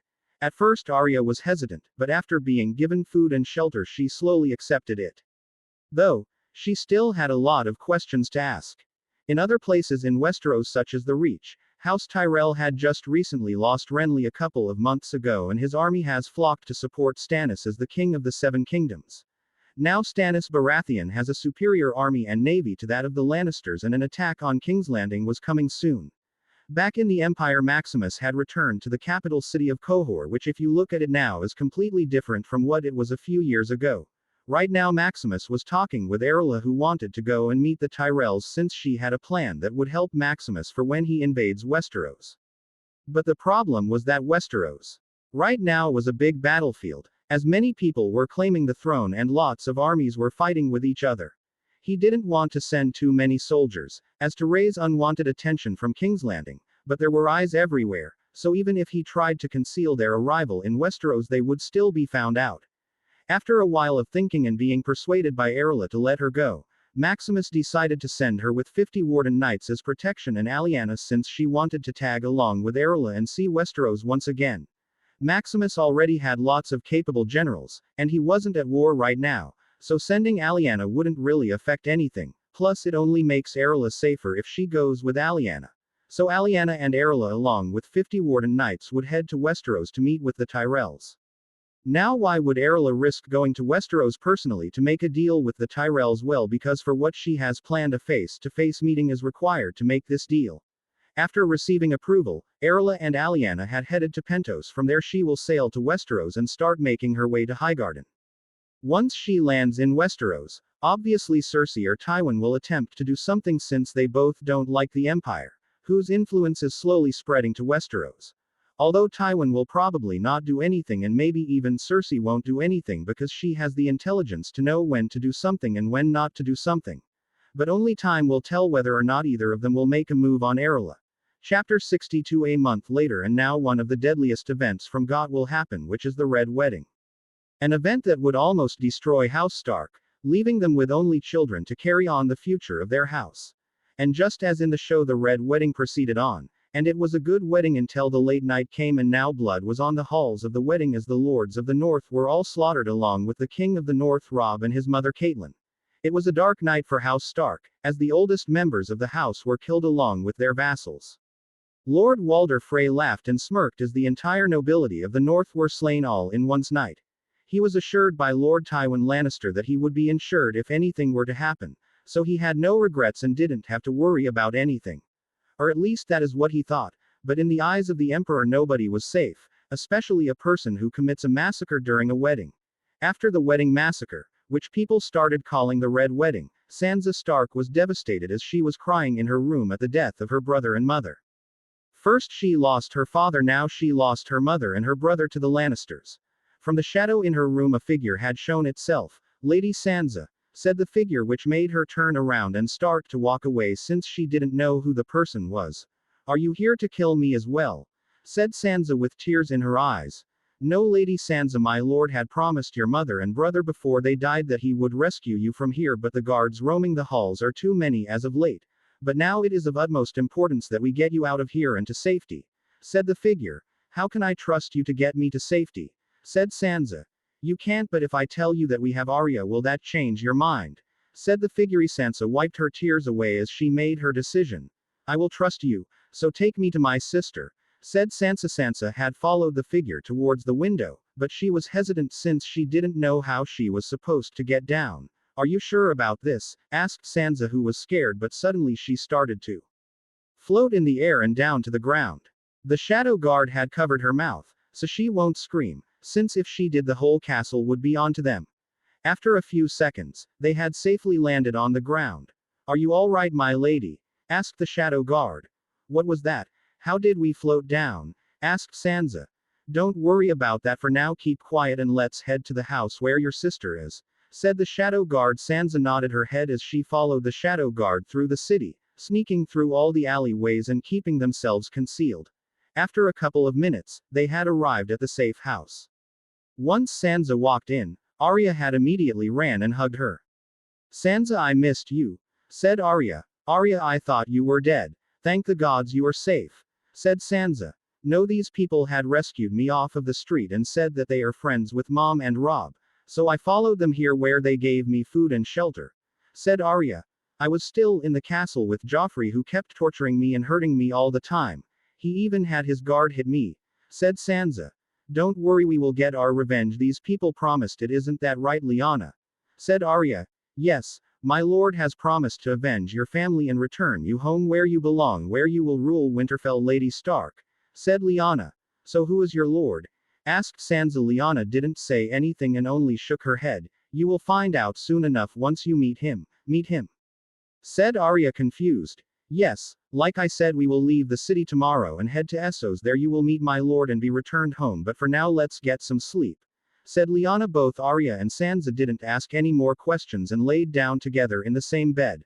Come morning, Arya and Sansa were both wearing normal civilians' clothes and blended in with the crowd as they headed to the docks. Since they were in normal clothes, they were able to make it to the docks without a problem. But the gold cloaks were there locking down the port, saying that Lady Sansa Stark was kidnapped from the castle. Lyanna was walking with Sansa and Arya as they were heading to the docks. The gold cloaks had started approaching them as they got closer to the docks. "Where are you three going? Take off those face covering, so I can see your face," said the guard. Lyanna held her hand up, telling them not to do anything. "My lord, it is part of our family tradition to never show our faces to men who are not our husband, so if you could please understand," said Lyanna, trying to trick the guard. "I don't care about your family tradition. "Show me your faces right now," yelled the guard as he reached out to take off the face covering, but suddenly he heard the sound of fighting behind him and saw 5 fully armored knights attacking the other gold cloaks. He turned around to also go and fight, but it was useless as in a matter of seconds all 10 gold cloaks members were killed by the warden knights. One of the knights approached Lyanna. "My lady, His Majesty has ordered us to escort you back to Essos along with Lady Sansa and Lady Arya, so please follow us to the ship before more come," said the warden knight. Lyanna nodded and followed them to the boat. After boarding the boat, they left the dock, leaving the gold cloaks who had just arrived behind at the docks. The gold cloaks didn't bother to pursue them as they escaped to the open sea. While Sansa and Arya were headed for Essos on a ship, Bran and Rickon, who had escaped Winterfell along with the Vikings, were constantly running from Ramsay as they try and find a way to safety since they don't know who to trust right now, so they can't go to White Harbor. They can only run and hide until help come, or they make it to the Night's Watch. Chapter 63. Jaime Lannister, who was still a captive of the Starks, was freed after the events of the Red Wedding. House Bolton was bought by Tywin Lannister to free his son Jaime and kill the Starks during the wedding, and in return House Bolton will be named Warden of the North. In canon, the Red Wedding happened because of Robb breaking off the marriage between him and Walder Frey's daughter, which angered Lord Walder Frey greatly. And in response Lord Walder Frey secretly begins corresponding with Lord Roose Bolton, who has wed Walder's granddaughter Valda, and Lord Tywin Lannister for terms to bring House Frey back as a supporter of the Iron Throne. This worked in Tywin Lannister's favor, as now he could rescue his son and deal with the threat in the north at the same time. Normally, Jaime would have been freed by Catelyn Stark in exchange for her 2 daughters Sansa and Arya, but because of Maximus' support and claim that he can rescue them, Catelyn refrains from releasing Jaime Lannister and instead keeps him as a captive. And since Jaime wasn't freed, then that means he wasn't being escorted back to King's Landing by Brienne of Tarth, so his hand wasn't cut off. Brienne of Tarth continued to serve Catelyn Stark as her knight and unfortunately died at the Red Wedding when House Stark was ambushed and killed. Now that I explained it a little more, the next part is the actual chapter. After arriving at Highgarden, Erla and Lyanna were greeted by Olenna Tyrell, who had already known that she was coming to meet with her, so Erla was allowed inside the castle where she met with Olenna. Lyanna stayed outside with the guards. Erla and Olenna had sat down in a room where they first talked about the various things that were going on in the world, with Olenna asking some things about the Empire and how life is there. After a few minutes of talking about that, the real discussion had started. "So Lady Olenna, I know that Margaery is betrothed to King Joffrey, and she wishes to be a queen, but I think there is a better suitor for your granddaughter," said Erla. "And are you going to tell me that the Emperor is a better suitor for her?" Said Olenna. "It seems you have read my mind, since that is exactly what I was going to say. But it's not just because of Margaery," said Erla. "The Tyrells have a lot of influence in Westeros and has the best land, which would be useful for us once we land in Westeros," said Erla. "Are you telling me somebody that you don't even know that you are going to invade Westeros, which could backfire on you if I tell King Joffrey?" said Olenna. "You call him King Joffrey when he is not even the true king of the 7 kingdoms, said Erla. "We have evidence that he is not Robert's son but is instead the son of Jaime Lannister," said Olenna. "Yes, we have heard of this rumor going around, but not many people believed it, so are you telling me that you have evidence?" asked Olenna. "Yes, we have evidence. In fact, I have it with me," said Erla as she reached her hand up near her shoulder and a shadow guard placed a book in her hand. Olenna was shocked, but she didn't show it on her face. "This will give you the evidence right here," said Erla as she turned to the page where it showed lineages of the houses of the 7 kingdoms. She turned to the page of the Baratheon lineage and showed Olenna how every Baratheon born had black hair, and then turned to the page of Joffrey who had golden hair. Olenna was stunned at how she didn't notice this. So the rumors were true then. Joffrey is not even of Baratheon blood but is instead the offspring of Jaime Lannister and Cersei Lannister. It is as you see, the Lannister are growing powerful every day, and with King Joffrey on the throne they would be able to control Westeros for centuries to come unless we stop them, said Erla. "Though even if you don't accept the deal, His Majesty's army is unstoppable, and with 2 dragons at the head of this unstoppable army Westeros will fall in due time," said Erla. "If he has such a thing, then why does he need to make an alliance with House Tyrell then?" asked Olenna. Because His Majesty doesn't want to just conquer the entire continent, since even if he has a large army, the amount of people that will dislike him will be a lot, and plus His Majesty doesn't want to deal with fighting a war against most of Westeros, said Erla. And a couple of little birdies told me that Joffrey is very abusive towards his Sansa, even using his Kingsguard to strike her and torment her every day with having her father's head on a pike in the castle, said Erla. Olenna didn't want her daughter to be treated like Sansa, and if her hot-tempered grandson or Loras saw his sister getting mistreated, he would kill the king, and she didn't want Loras to become a kingslayer. But at the same time she didn't know the true intentions of the Empire, since if they do invade Westeros as Erla says, then what are they aiming for, the Iron Throne or something else? My son always dreamed of his daughter marrying a king, and now she is almost close, but the king in question is not fit for her, said Olenna. Why does the Emperor want to marry Marjorie anyway, besides getting an alliance with us? Asked Olenna. Actually, His Majesty doesn't know about it. He only allowed me to go on this trip so that I could meet with you for an alliance, but how I will get the alliance he doesn't know, said Erla. You have that much power that you can do that, said Olenna, since she was surprised a woman had such power. Women must be treated differently over there than from what I heard, said Olenna.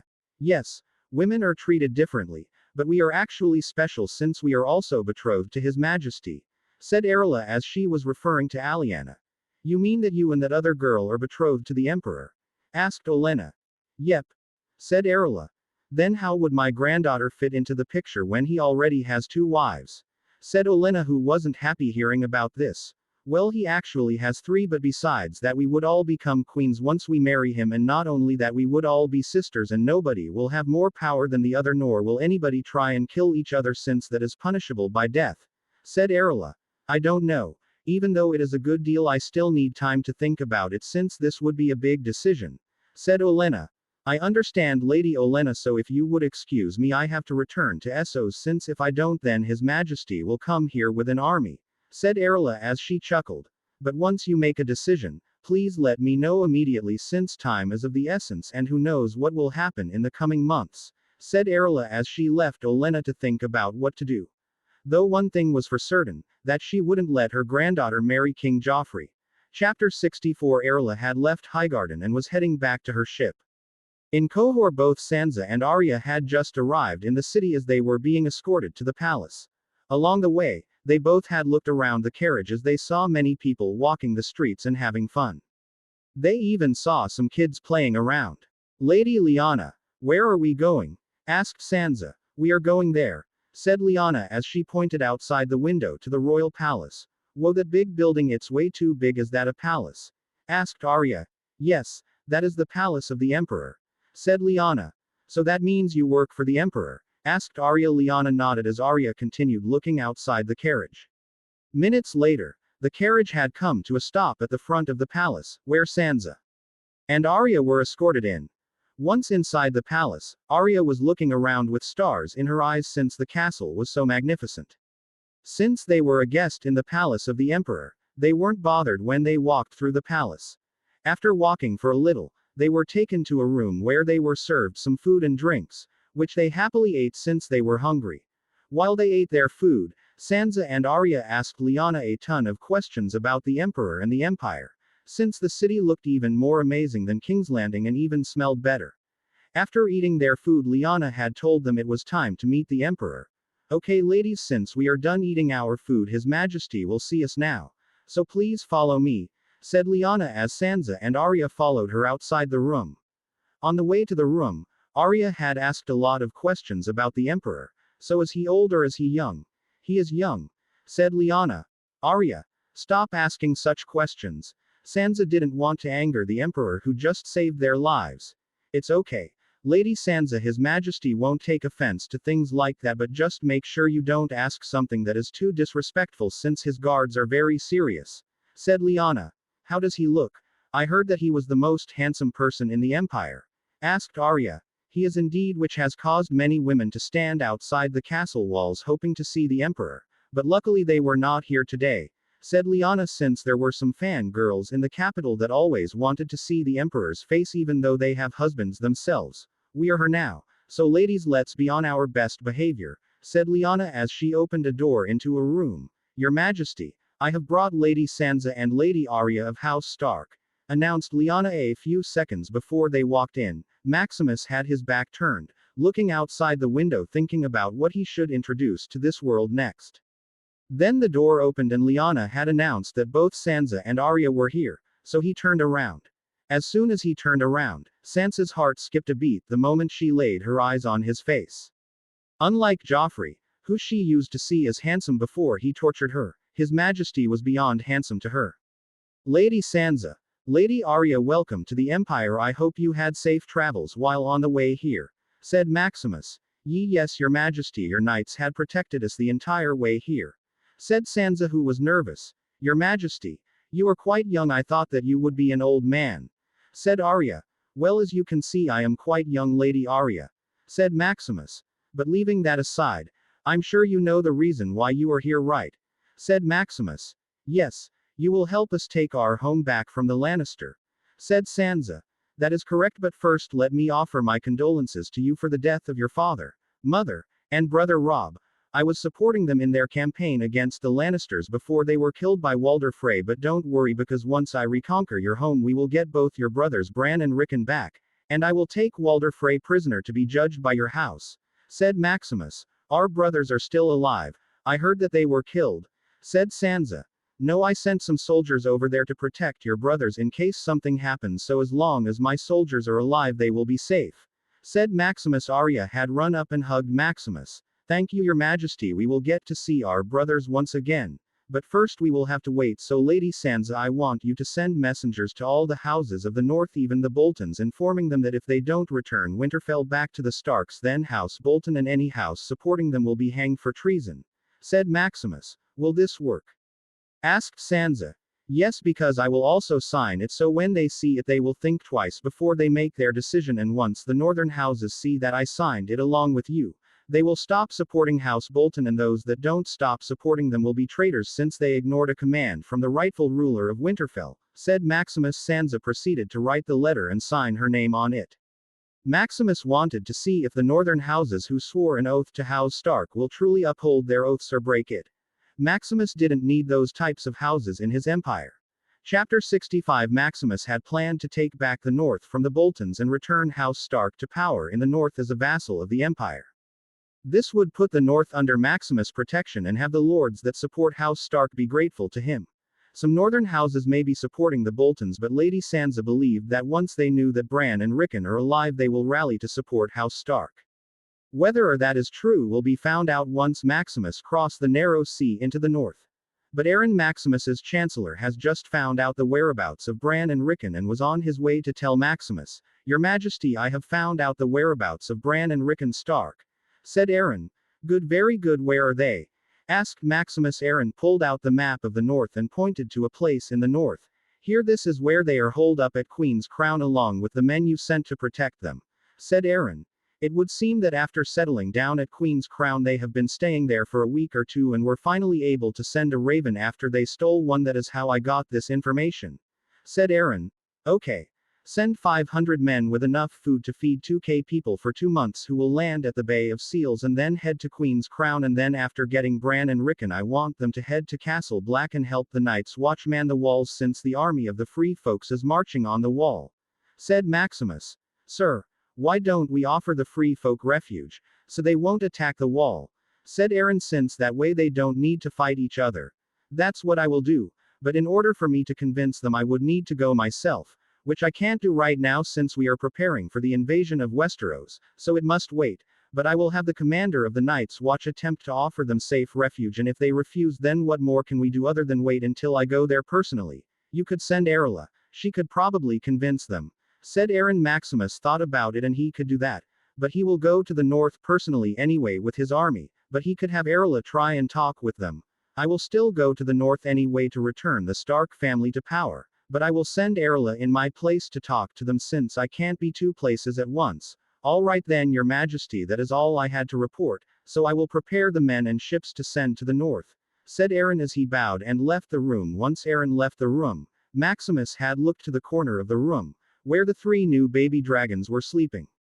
They had hatched a couple of days ago and were smaller than the first 2 that were hatched, maybe because the eggs were turned to stone for so long. Back in Westeros, King Joffrey had died from poison in King's Landing at his wedding feast. Queen Cersei quickly blamed Tyrion, her dwarf brother, for the death of her son, but really it was Lady Olenna who had poisoned him since she didn't want her granddaughter to marry someone like him. Then in the night her and her granddaughter fled King's Landing, causing some people to blame the death of the king on them and breaking the alliance between House Tyrell and House Lannister. They used the excuse of their safety were threatened, that's why they fled King's Landing. Even if some people blamed Olenna and Marjorie, Tyrion was still the main suspect of the death of the king and was to go on trial soon. Cersei immediately offered a knighthood to anybody that brings in Marjorie Tyrell and Olenna Tyrell. Sir Loras Tyrell was still in King's Landing and was thrown in the dungeon after Olenna and Marjorie left King's Landing. Mace Tyrell was also thrown in a dungeon, and this sparked some conflict between House Lannister and House Tyrell. Even if Marjorie and Olenna escaped back to Highgarden, Loras and the Warden of the South Mace Tyrell was in a dungeon in King's Landing. And since most already considered that Tyrion had poisoned the king, the Lords of the Reach were furious that their lord were held in a dungeon for something that he didn't do. If the Reach rally together to free their Lord Mace Tyrell from King's Landing, then House Lannister will be at a disadvantage since the Reach have the superior numbers in terms of armies. Tywin Lannister seen how the Lords of the Reach were reacting and didn't want to start another conflict, so he freed Mace Tyrell going against his daughter and hoped to halt the Lords of the Reach from marching on King's Landing with an army. But Mace was not allowed to leave King's Landing since Tywin knows what would happen if he returned to the Reach after being imprisoned by House Lannister. The security around King's Landing has been tightened to the maximum after the death of King Joffrey, and now the Soontobe King Tommen was tightly guarded everywhere he went, and the food and drinks were always checked for poison. While Westeros was once again embroiled in a conflict north of the Wall, the Night King was growing ever stronger with his army of undead, and the long night was close. Chapter 66. The 500 men that were sent to find Bran and Rickon had just landed in the north near Last Hearth and were now heading to Queen's Crown, which was a short march. The food was already unloaded and being transported to Castle Black, where they will meet with the Lord Commander. After a few hours of walking, the soldiers had finally reached Queen's Crown, which from their perspective looked to be completely empty except for the Viking warriors that were guarding the village and the tower. Once the soldier approached, the Vikings had all gathered at the front of the village since they thought that an enemy was approaching the village, but once the soldiers got closer they saw that it was the Emperor's soldiers. "Are you from the Empire?" asked the Viking leader, whose name was Jorund. "Yes, we are here to bring you back to the Empire along with Bran Stark and Rickon Stark. Here is a message from His Majesty." The Imperial officer had handed Jorund a letter with the Emperor's seal on it. The letter told Jorund to leave the Stark boys to these soldiers and for them to head to Castle Black and join the rest of the soldiers. "Okay. We will leave the Stark boys to you and head to Castle Black, but I must tell you that the new Lord Bolton won't let these boys go that easily. He has been on our trail for a while until we settled down here in Queen's Crown, but every day I feel like we were being watched, but every time I send out men to scout the area they find nothing," said Jorund. "It's probably just some wild animals or something, so I wouldn't worry about it. Plus in another month or two the Boltons will soon be destroyed by His Majesty," said the officer. Since it was already known in the Empire that a war was coming just as the Imperial officer had said this, they felt the ground start shaking slightly. There should be no earthquakes in the north, so the only thing that could cause the ground to start shaking is thousands of soldiers on horseback running. Not even a second later, in the distance there were thousands of men on horseback running towards the village with their weapons drawn.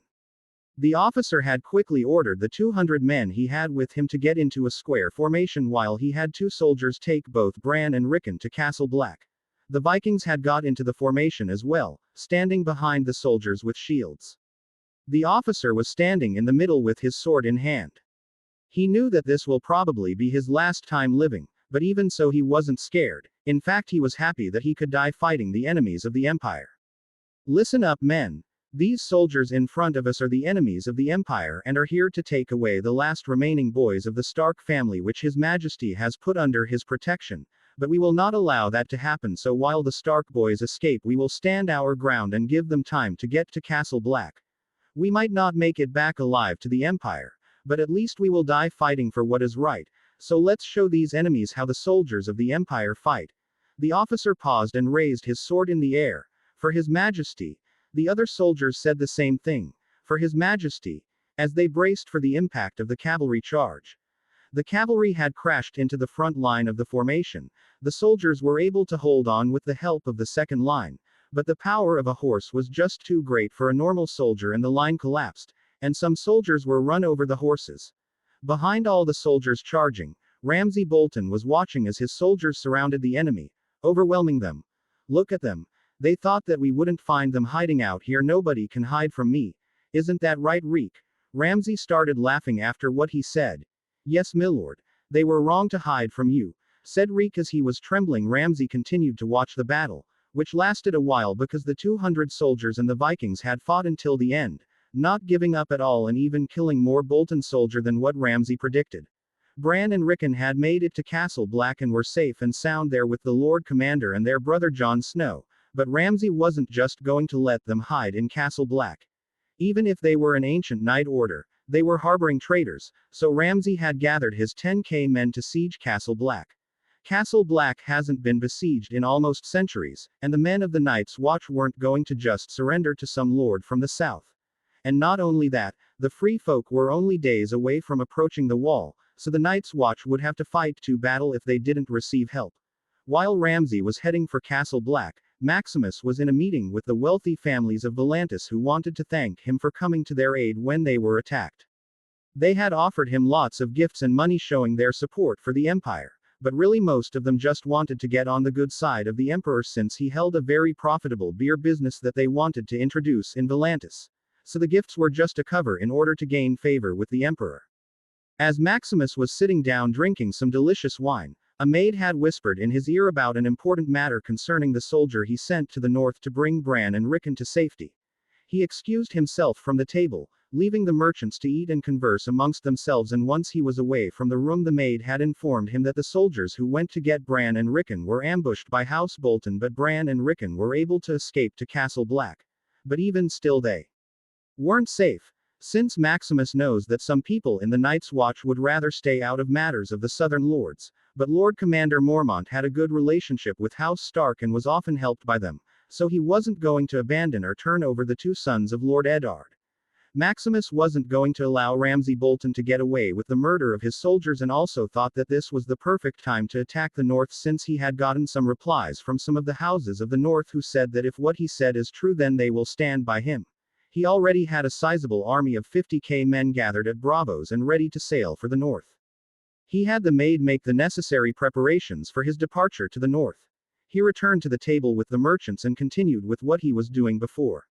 After the merchants left, Maximus had ordered for the Royal Air Force to prepare, since if he sailed there it would take probably 34 weeks to sail to the Bay of Seals. The next day he had departed with his dragon Balerion with Aliana on the back and with the 1,500 Asgardian Royal Guard who were on the Great Eagles.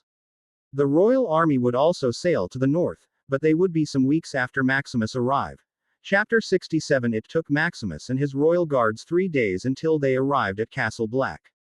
As they approached the castle, Maximus could see lots of people moving around in the castle, lining up on the walls preparing to defend themselves. If it was an enemy coming to attack them with a dragon, then for sure they would have been dead by now, but luckily for them, it was only Maximus. Maximus and his royal guards had landed in front of the castle gates, as the archers on top of the walls were all aiming at him. But none of them were calm, and some were even panicking, since dragons were thought to be long gone since the last one died centuries ago, but now in front of them was a dragon along with some other creatures which looked like giant eagles. Balerion had lowered his head as Maximus got on the ground and started walking forward towards the gate of the castle. With him were 10 of his royal guards, making sure that nobody tries to do any harm to him. As Maximus approached the gate, it started to open, so Maximus walked in and was greeted by his soldiers who were lined up and saluting him. "We greet His Majesty." As the soldiers said this, the men of the Night's Watch were watching as the most powerful person in the world walked through the courtyard. Lord Commander Mormont had come out to meet him and to thank him for his assistance. "Lord Commander Mormont, it is such a pleasure to be able to meet you," said Maximus as he reached out his hand for a handshake. Lord Commander Mormont had grabbed his hand and shook it. "The pleasure's all mine, Your Majesty. We haven't been able to properly man the walls for years, but thanks to your 200+ soldiers we are able to man enough of it to be able to defend against the wildling attack," said Lord Commander Mormont. "These soldiers will only be staying here temporarily for a couple of months until my business here is done," said Maximus. Does this business have something to do with the Stark boys? Asked Lord Commander Mormont. It does. That's why I personally came here to see them, since I have both their sisters on the way here right now, and both of them are the last remaining boys of House Stark besides Jon Snow, said Maximus. Well, I won't take up too much of your time, since I heard that the men that escorted them here are under you, said Lord Commander Mormont. Snow, show him to where your brothers are. Jon was a little hesitant, since he didn't really trust the Emperor like that, since this was his first time meeting him, but he still obeyed the command and took him to where his brothers were waiting. Maximus followed Jon to one of the buildings of the castle, where in a room Bran and Rickon were waiting. Once they arrived at the door, Jon opened it, revealing Bran and Rickon, who were sitting near the fire warming up. Bran, Rickon, you have a guest here to see you, said Jon. Bran and Rickon had turned their heads as Maximus walked through the door. The Viking guards had saluted Maximus once they saw him, while Bran and Rickon figured that this must be the Emperor that sent the Vikings to protect them. Bran, who was sitting down, because his legs were crippled, was the first one to speak. Are you the Emperor? Asked Bran, since he has heard so much about the Emperor from Essos. Yes, that is me. I have come here to return House Stark back to their home in Winterfell, and both of your sisters Arya and Sansa are safe, and they are on the way here with my army and should arrive in like a week or two, said Maximus. My sisters are alive. Bran was excited hearing that his sisters were alive, since he hadn't heard anything about them in months. Yes, I rescued them after the death of your mother and brother Robb, said Maximus. So my sisters are alive? Asked Jon Snow. Maximus nodded his head. But first, Jon, can you close the door for me? I have something to tell the three of you that I don't want others to hear. Seeing how serious his face was, Jon closed the door. Okay, so first of all, as you know, your brother and mother died at the Red Wedding after being betrayed by House Bolton and after angering Lord Walder Frey after breaking up a marriage agreement between Robb and one of his daughter. Maximus paused as he saw how the Stark boys were still saddened by the death of their older brother and mother. I was supporting them with their war, giving them some weapons and supplies which helped them greatly in their war, and they could have achieved victory, but like I said, they were betrayed. Maximus paused before he continued. But I can bring them back to life, said Maximus. Really? You can bring my brother Robb back and my mother? Bran was excited. If he could stand, he would have been running around in joy. Jon had bowed his head. If what you say is true, then please bring them back. I will help you in any way you need. There is no need. Plus, you are a man of the Night's Watch, so you can't help me unless you break your vows. Jon was about to say something, but Maximus put his hand up. It's fine, I have already recovered their bodies, and soon once they arrive they will be brought back to life, so your help isn't needed. Maximus was going to use his blood magic to bring back both Catelyn Stark and Robb Stark. He would have brought Ned Stark back, but his head was severed from his head, so it wouldn't work. But how will you bring them back? Asked Jon. That is for you to find out, but just rest assured they will be brought back. Jon wanted to ask more about how he was going to do it, but he felt like if he asked again his head would be severed from his head by the royal guards, who were releasing their killing intent just a little. In truth, after the Red Wedding, Maximus had already sent people to recover their bodies, so nothing besides the slit throats and multiple stab wounds should be wrong with the body. And if his blood magic didn't work, then he brought 2 wizards with him who could probably perform some type of revival magic. Maximus might be more evil than the Mad King, since he let Robb and Catelyn die only to bring them back to life later and have them in his debt, so he could get them to be his vassals. Though, the Mad King did just burn innocent people and never brought them back to life, so who is to say whether it's evil or just using his powers to his advantage? Changes A.N. After some long thinking about resurrecting Robb and Catelyn, I have decided to not do that, since if it's loyalty that Maximus needs, he could just raise Bran and Rickon, the future lords of Winterfell, when he takes over Westeros, and make them come to be loyal to him. That was the only reason that I had decided to resurrect them, was because Maximus wanted at least some houses to be loyal to him, since that way the people of Westeros won't just think of him as a conqueror. But obviously everybody has their own opinion, so there are people who will think that. So for the whole conversation with the Bran, Rickon, and Jon, instead of it ending like how it did, Maximus had just talked to Bran and Rickon, telling them about their sisters who are safe and helping them take back their home. And I have not forgotten about Stannis and Melisandre, since they don't arrive until the Wildings attack the Wall. Chapter 68. Maximus and his royal guard had stayed at Castle Black for a week before Ramsay and his army had surrounded the castle, demanding that the Stark boys be turned over to him. Maximus and his dragon were on the other side of the wall since Maximus and Jon were currently talking with Mance Rayder, the supposed king beyond the wall. Mance Rayder, the king beyond the wall? That is me, and who are you? Said Mace. This is His Imperial Highness Emperor Maximus of the Roman Empire. An emperor all the way out here beyond the wall. I don't believe you belong here. Maximus had raised his hand, telling his guards not to do anything. Mance Rayder, I am an emperor, so be mindful of your next words, or who knows what may happen the next time you disrespect me. Balerion had roared so loud, making most of the free folk scared and nervous, and even making Mance gulp from the pressure. Now on to the main topic of discussion. I am willing to give you and your people a safe place to stay to get away from the long night and what comes with it, said Maximus. How can I be sure that you won't just massacre all of my people as soon as we let our guard down? Said Mance. Mance, I can assure you that His Majesty can safeguard your people, since he has helped my brothers and saved their lives along with my sisters. Jon Snow, who was quiet the entire time, tried to help Mance. You expect me to believe the very man who betrayed our cause and is now trying to help us after betraying us? Mance wasn't going to be fooled twice. His Majesty doesn't have time to deal with plebeians like you, so either you accept what His Majesty is offering and kneel, or you will be left here to die beyond the wall, said one of the royal guards. Mance Rayder had his pride to keep and wouldn't want to kneel to anybody, since that is what it is to be a free folk. We do not kneel. For a while now, Maximus has been lenient on people who don't respect him, but now he wasn't just going to let Mance, who was at his mercy, talk to him that way, since he already warned him once. Maximus had grabbed Mance by the throat, lifting him off the ground as the free folk around him took out their weapons to save Mance, but Balerion instantly burned a group of free folk trying to attack Maximus and his royal guards. This stopped the other free folk from doing something stupid, since they didn't have anything to do against a dragon. Mance was losing vision as he couldn't breathe and was on the verge of death, but before he died, Maximus threw his body to the ground, letting him catch his breath.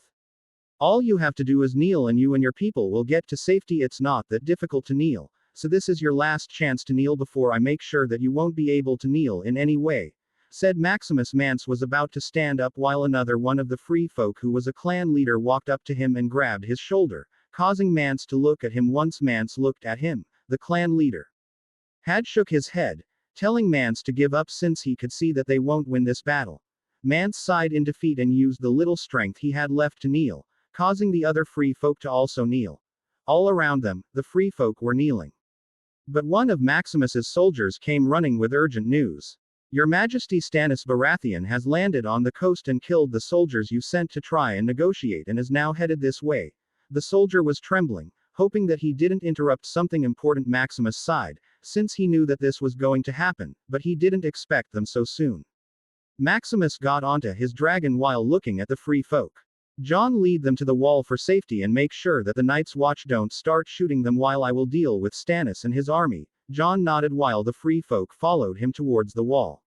Everybody else get airborne immediately and let's go stop this army. The royal guard got excited and started cheering since they wanted to see some action. And now they will finally get it. Maximus took off on Balerion, followed by 1,000 of his royal guard, while the other 500 were at Castle Black. 1000 of his royal guards were way more than enough to destroy the enemy army, since all of them were Asgardians and very powerful race of warriors who have lots of abilities such as superhuman strength, superhuman speed, and superhuman durability, making them basically immune to all physical attacks.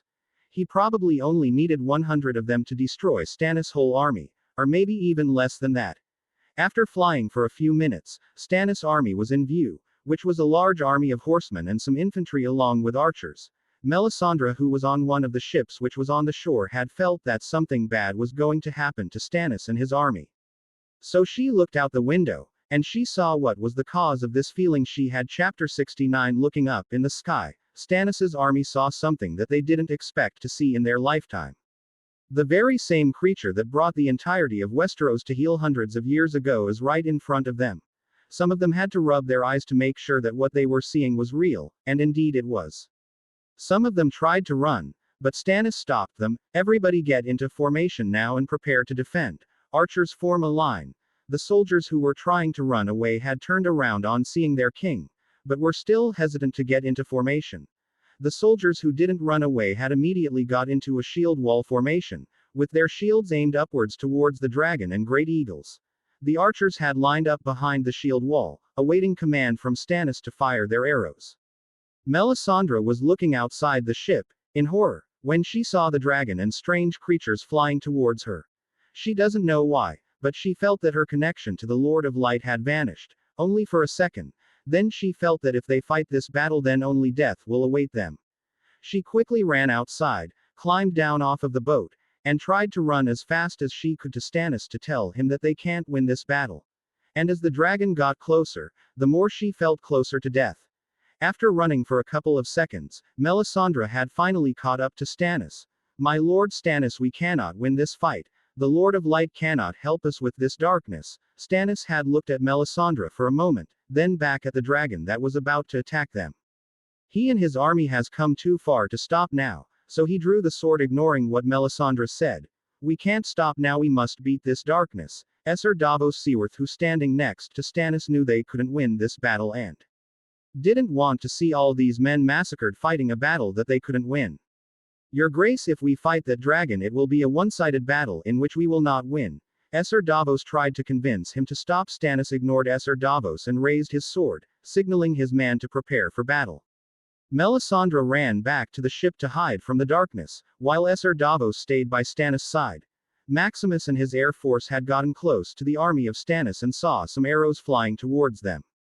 But it was useless, as arrows were not going to pierce the armor of the dragons and the great eagles. Stannis' army had watched as the arrows bounced off of the dragon and the giant eagles. They were ordered to release another volley, but Maximus and his soldiers were already on top of them. While Balerion was flying close to the army, Maximus stood up and jumped down off of Balerion and landed in front of Stannis' army. He wasn't alone either, as half of his royal guard did the same, landing behind him while the great eagles attacked the archers. The infantry of Stannis, seeing the small number of soldiers in front of them, was ordered to charge at Maximus and his royal guard. Maximus drew his sword and raised it high in the air, leading his men to charge into the enemy lines. The royal guards had rushed in front of Maximus and instantly broke the front line after the first clash using their superhuman strength. Maximus, who was originally leading the charge, was now in the middle of all of his guards. All he saw was that after the first clash he saw lots of men flying in the air, mostly likely they were thrown by the Asgardians. The other half of the royal guards had jumped off behind Stannis' army, attacking them from the flank. While Maximus was walking through the enemy army surrounded by his royal guards, he spotted Stannis, who was charging at him like a madman, so he ordered his men not to do anything, and as soon as Stannis got close, Maximus sidestepped to the right, avoiding Stannis' sword, then kicked him in his side, which sent him flying a few feet. Stannis was simply overwhelmed by his strength and was trying to recover from the kick, but his body didn't want to move, and before he knew it he was grabbed by his throat and lifted off of the ground. All the soldiers who were fighting had stopped on seeing their king defeated, and now everybody was watching as a king and emperor fight. But it wasn't much of a fight, instead it more like a one-sided beatdown. "Stannis Baratheon, I suggest you surrender. The battle is over, and you have lost." Struggling to break free from the grip, Stannis said, "I will never surrender to a foreign emperor, never." Maximus threw him to the ground, signaling his men to arrest him. He then looked at the remaining 8K soldier of Stannis and gave them a choice. "For the rest of you men, I will give you a choice to either kneel or die."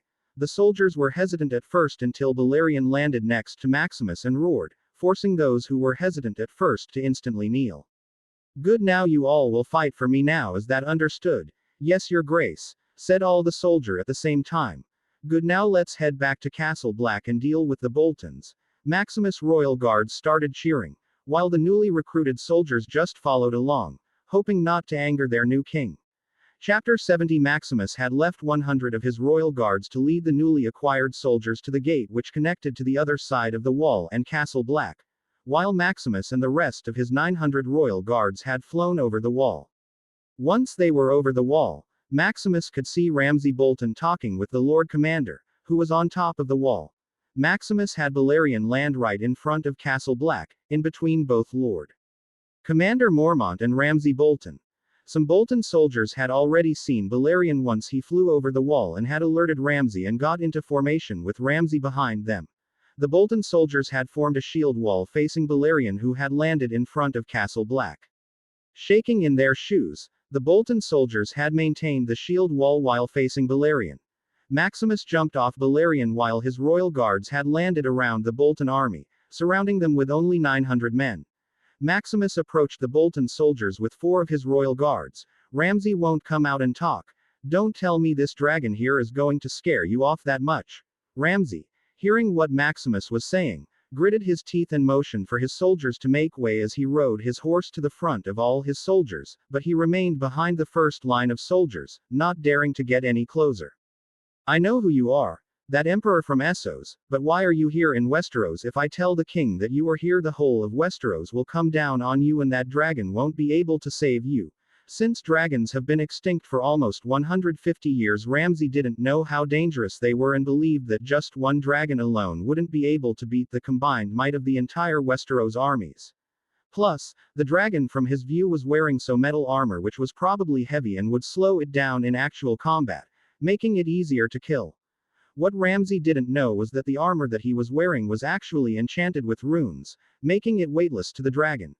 But what Ramsay had said would be perceived as a threat to Maximus, and none of his royal guards were going to stand by to listen to that, since they have a duty to uphold. One of the royal guards had used his bow and shot an arrow directly into Ramsay's head before he could even act or say something else. As Ramsay's body fell off of his horse, there was a moment of silence before it was broken by one of Ramsay's soldiers, who started yelling as he ran towards Maximus. The other soldiers soon started following him, breaking their shield wall formation and running like madmen to avenge their lord. But in the end they would meet the same fate as all others who raised their swords against Maximus, and that was death. Meanwhile, Erla, who was in Cohor, was meeting with the military officers who would go and help oversee the 3 cities of Lee, Tirosh, and Mer, since there have been reports of a rise in rebels who seek to overthrow the new ruling government. I want the 3 of you each to go to these newly conquered cities and enforce martial law until the rebels have been found out, said Erla. Yes, ma'am, but isn't General Julius there? He should be more than capable of handling these rebels, said one of the officers. Yes, but soon His Majesty will begin his campaign into Westeros, and when that time comes he will need General Julius to lead a separate army to help him. But if General Julius is still in Mer managing the 3 cities when His Majesty needs him, then it will take time to prepare another army. So instead we will recall General Julius now and send you 3 to manage it, said Erla. The 3 officers nodded. Then we will head there immediately, my lady. The officer bowed before they left to their new assignments. As they left the room, a maid walked in serving some tea to Erla. My lady, it seems they already respect you. Yeah, they do respect me. Or they are just scared to offend Maximus, since as his future wife and as the person in charge of all the diplomacy of the Empire I do have quite the power in the Empire, said Erla as she took a sip of the tea. Also, my lady, this arrived a couple of minutes ago from Lady Olenna of House Tyrell. The maid handed Erla a piece of paper with House Tyrell's seal on it. Erla opened the letter and read it.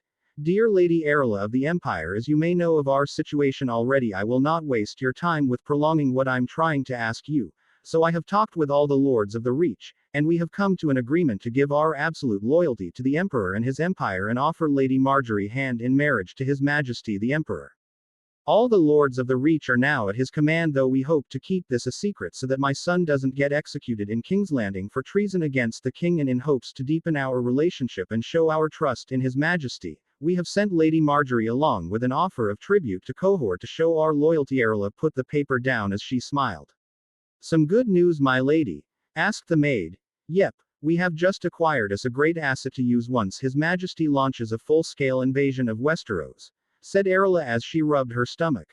Though I hope the war doesn't last too long, so His Majesty can see the gift sent from the heavens, said Erla as she sipped her tea while smiling. The maid was surprised since she understood what Erla was talking about, but then she returned to normal after a while, keeping what Erla said to herself.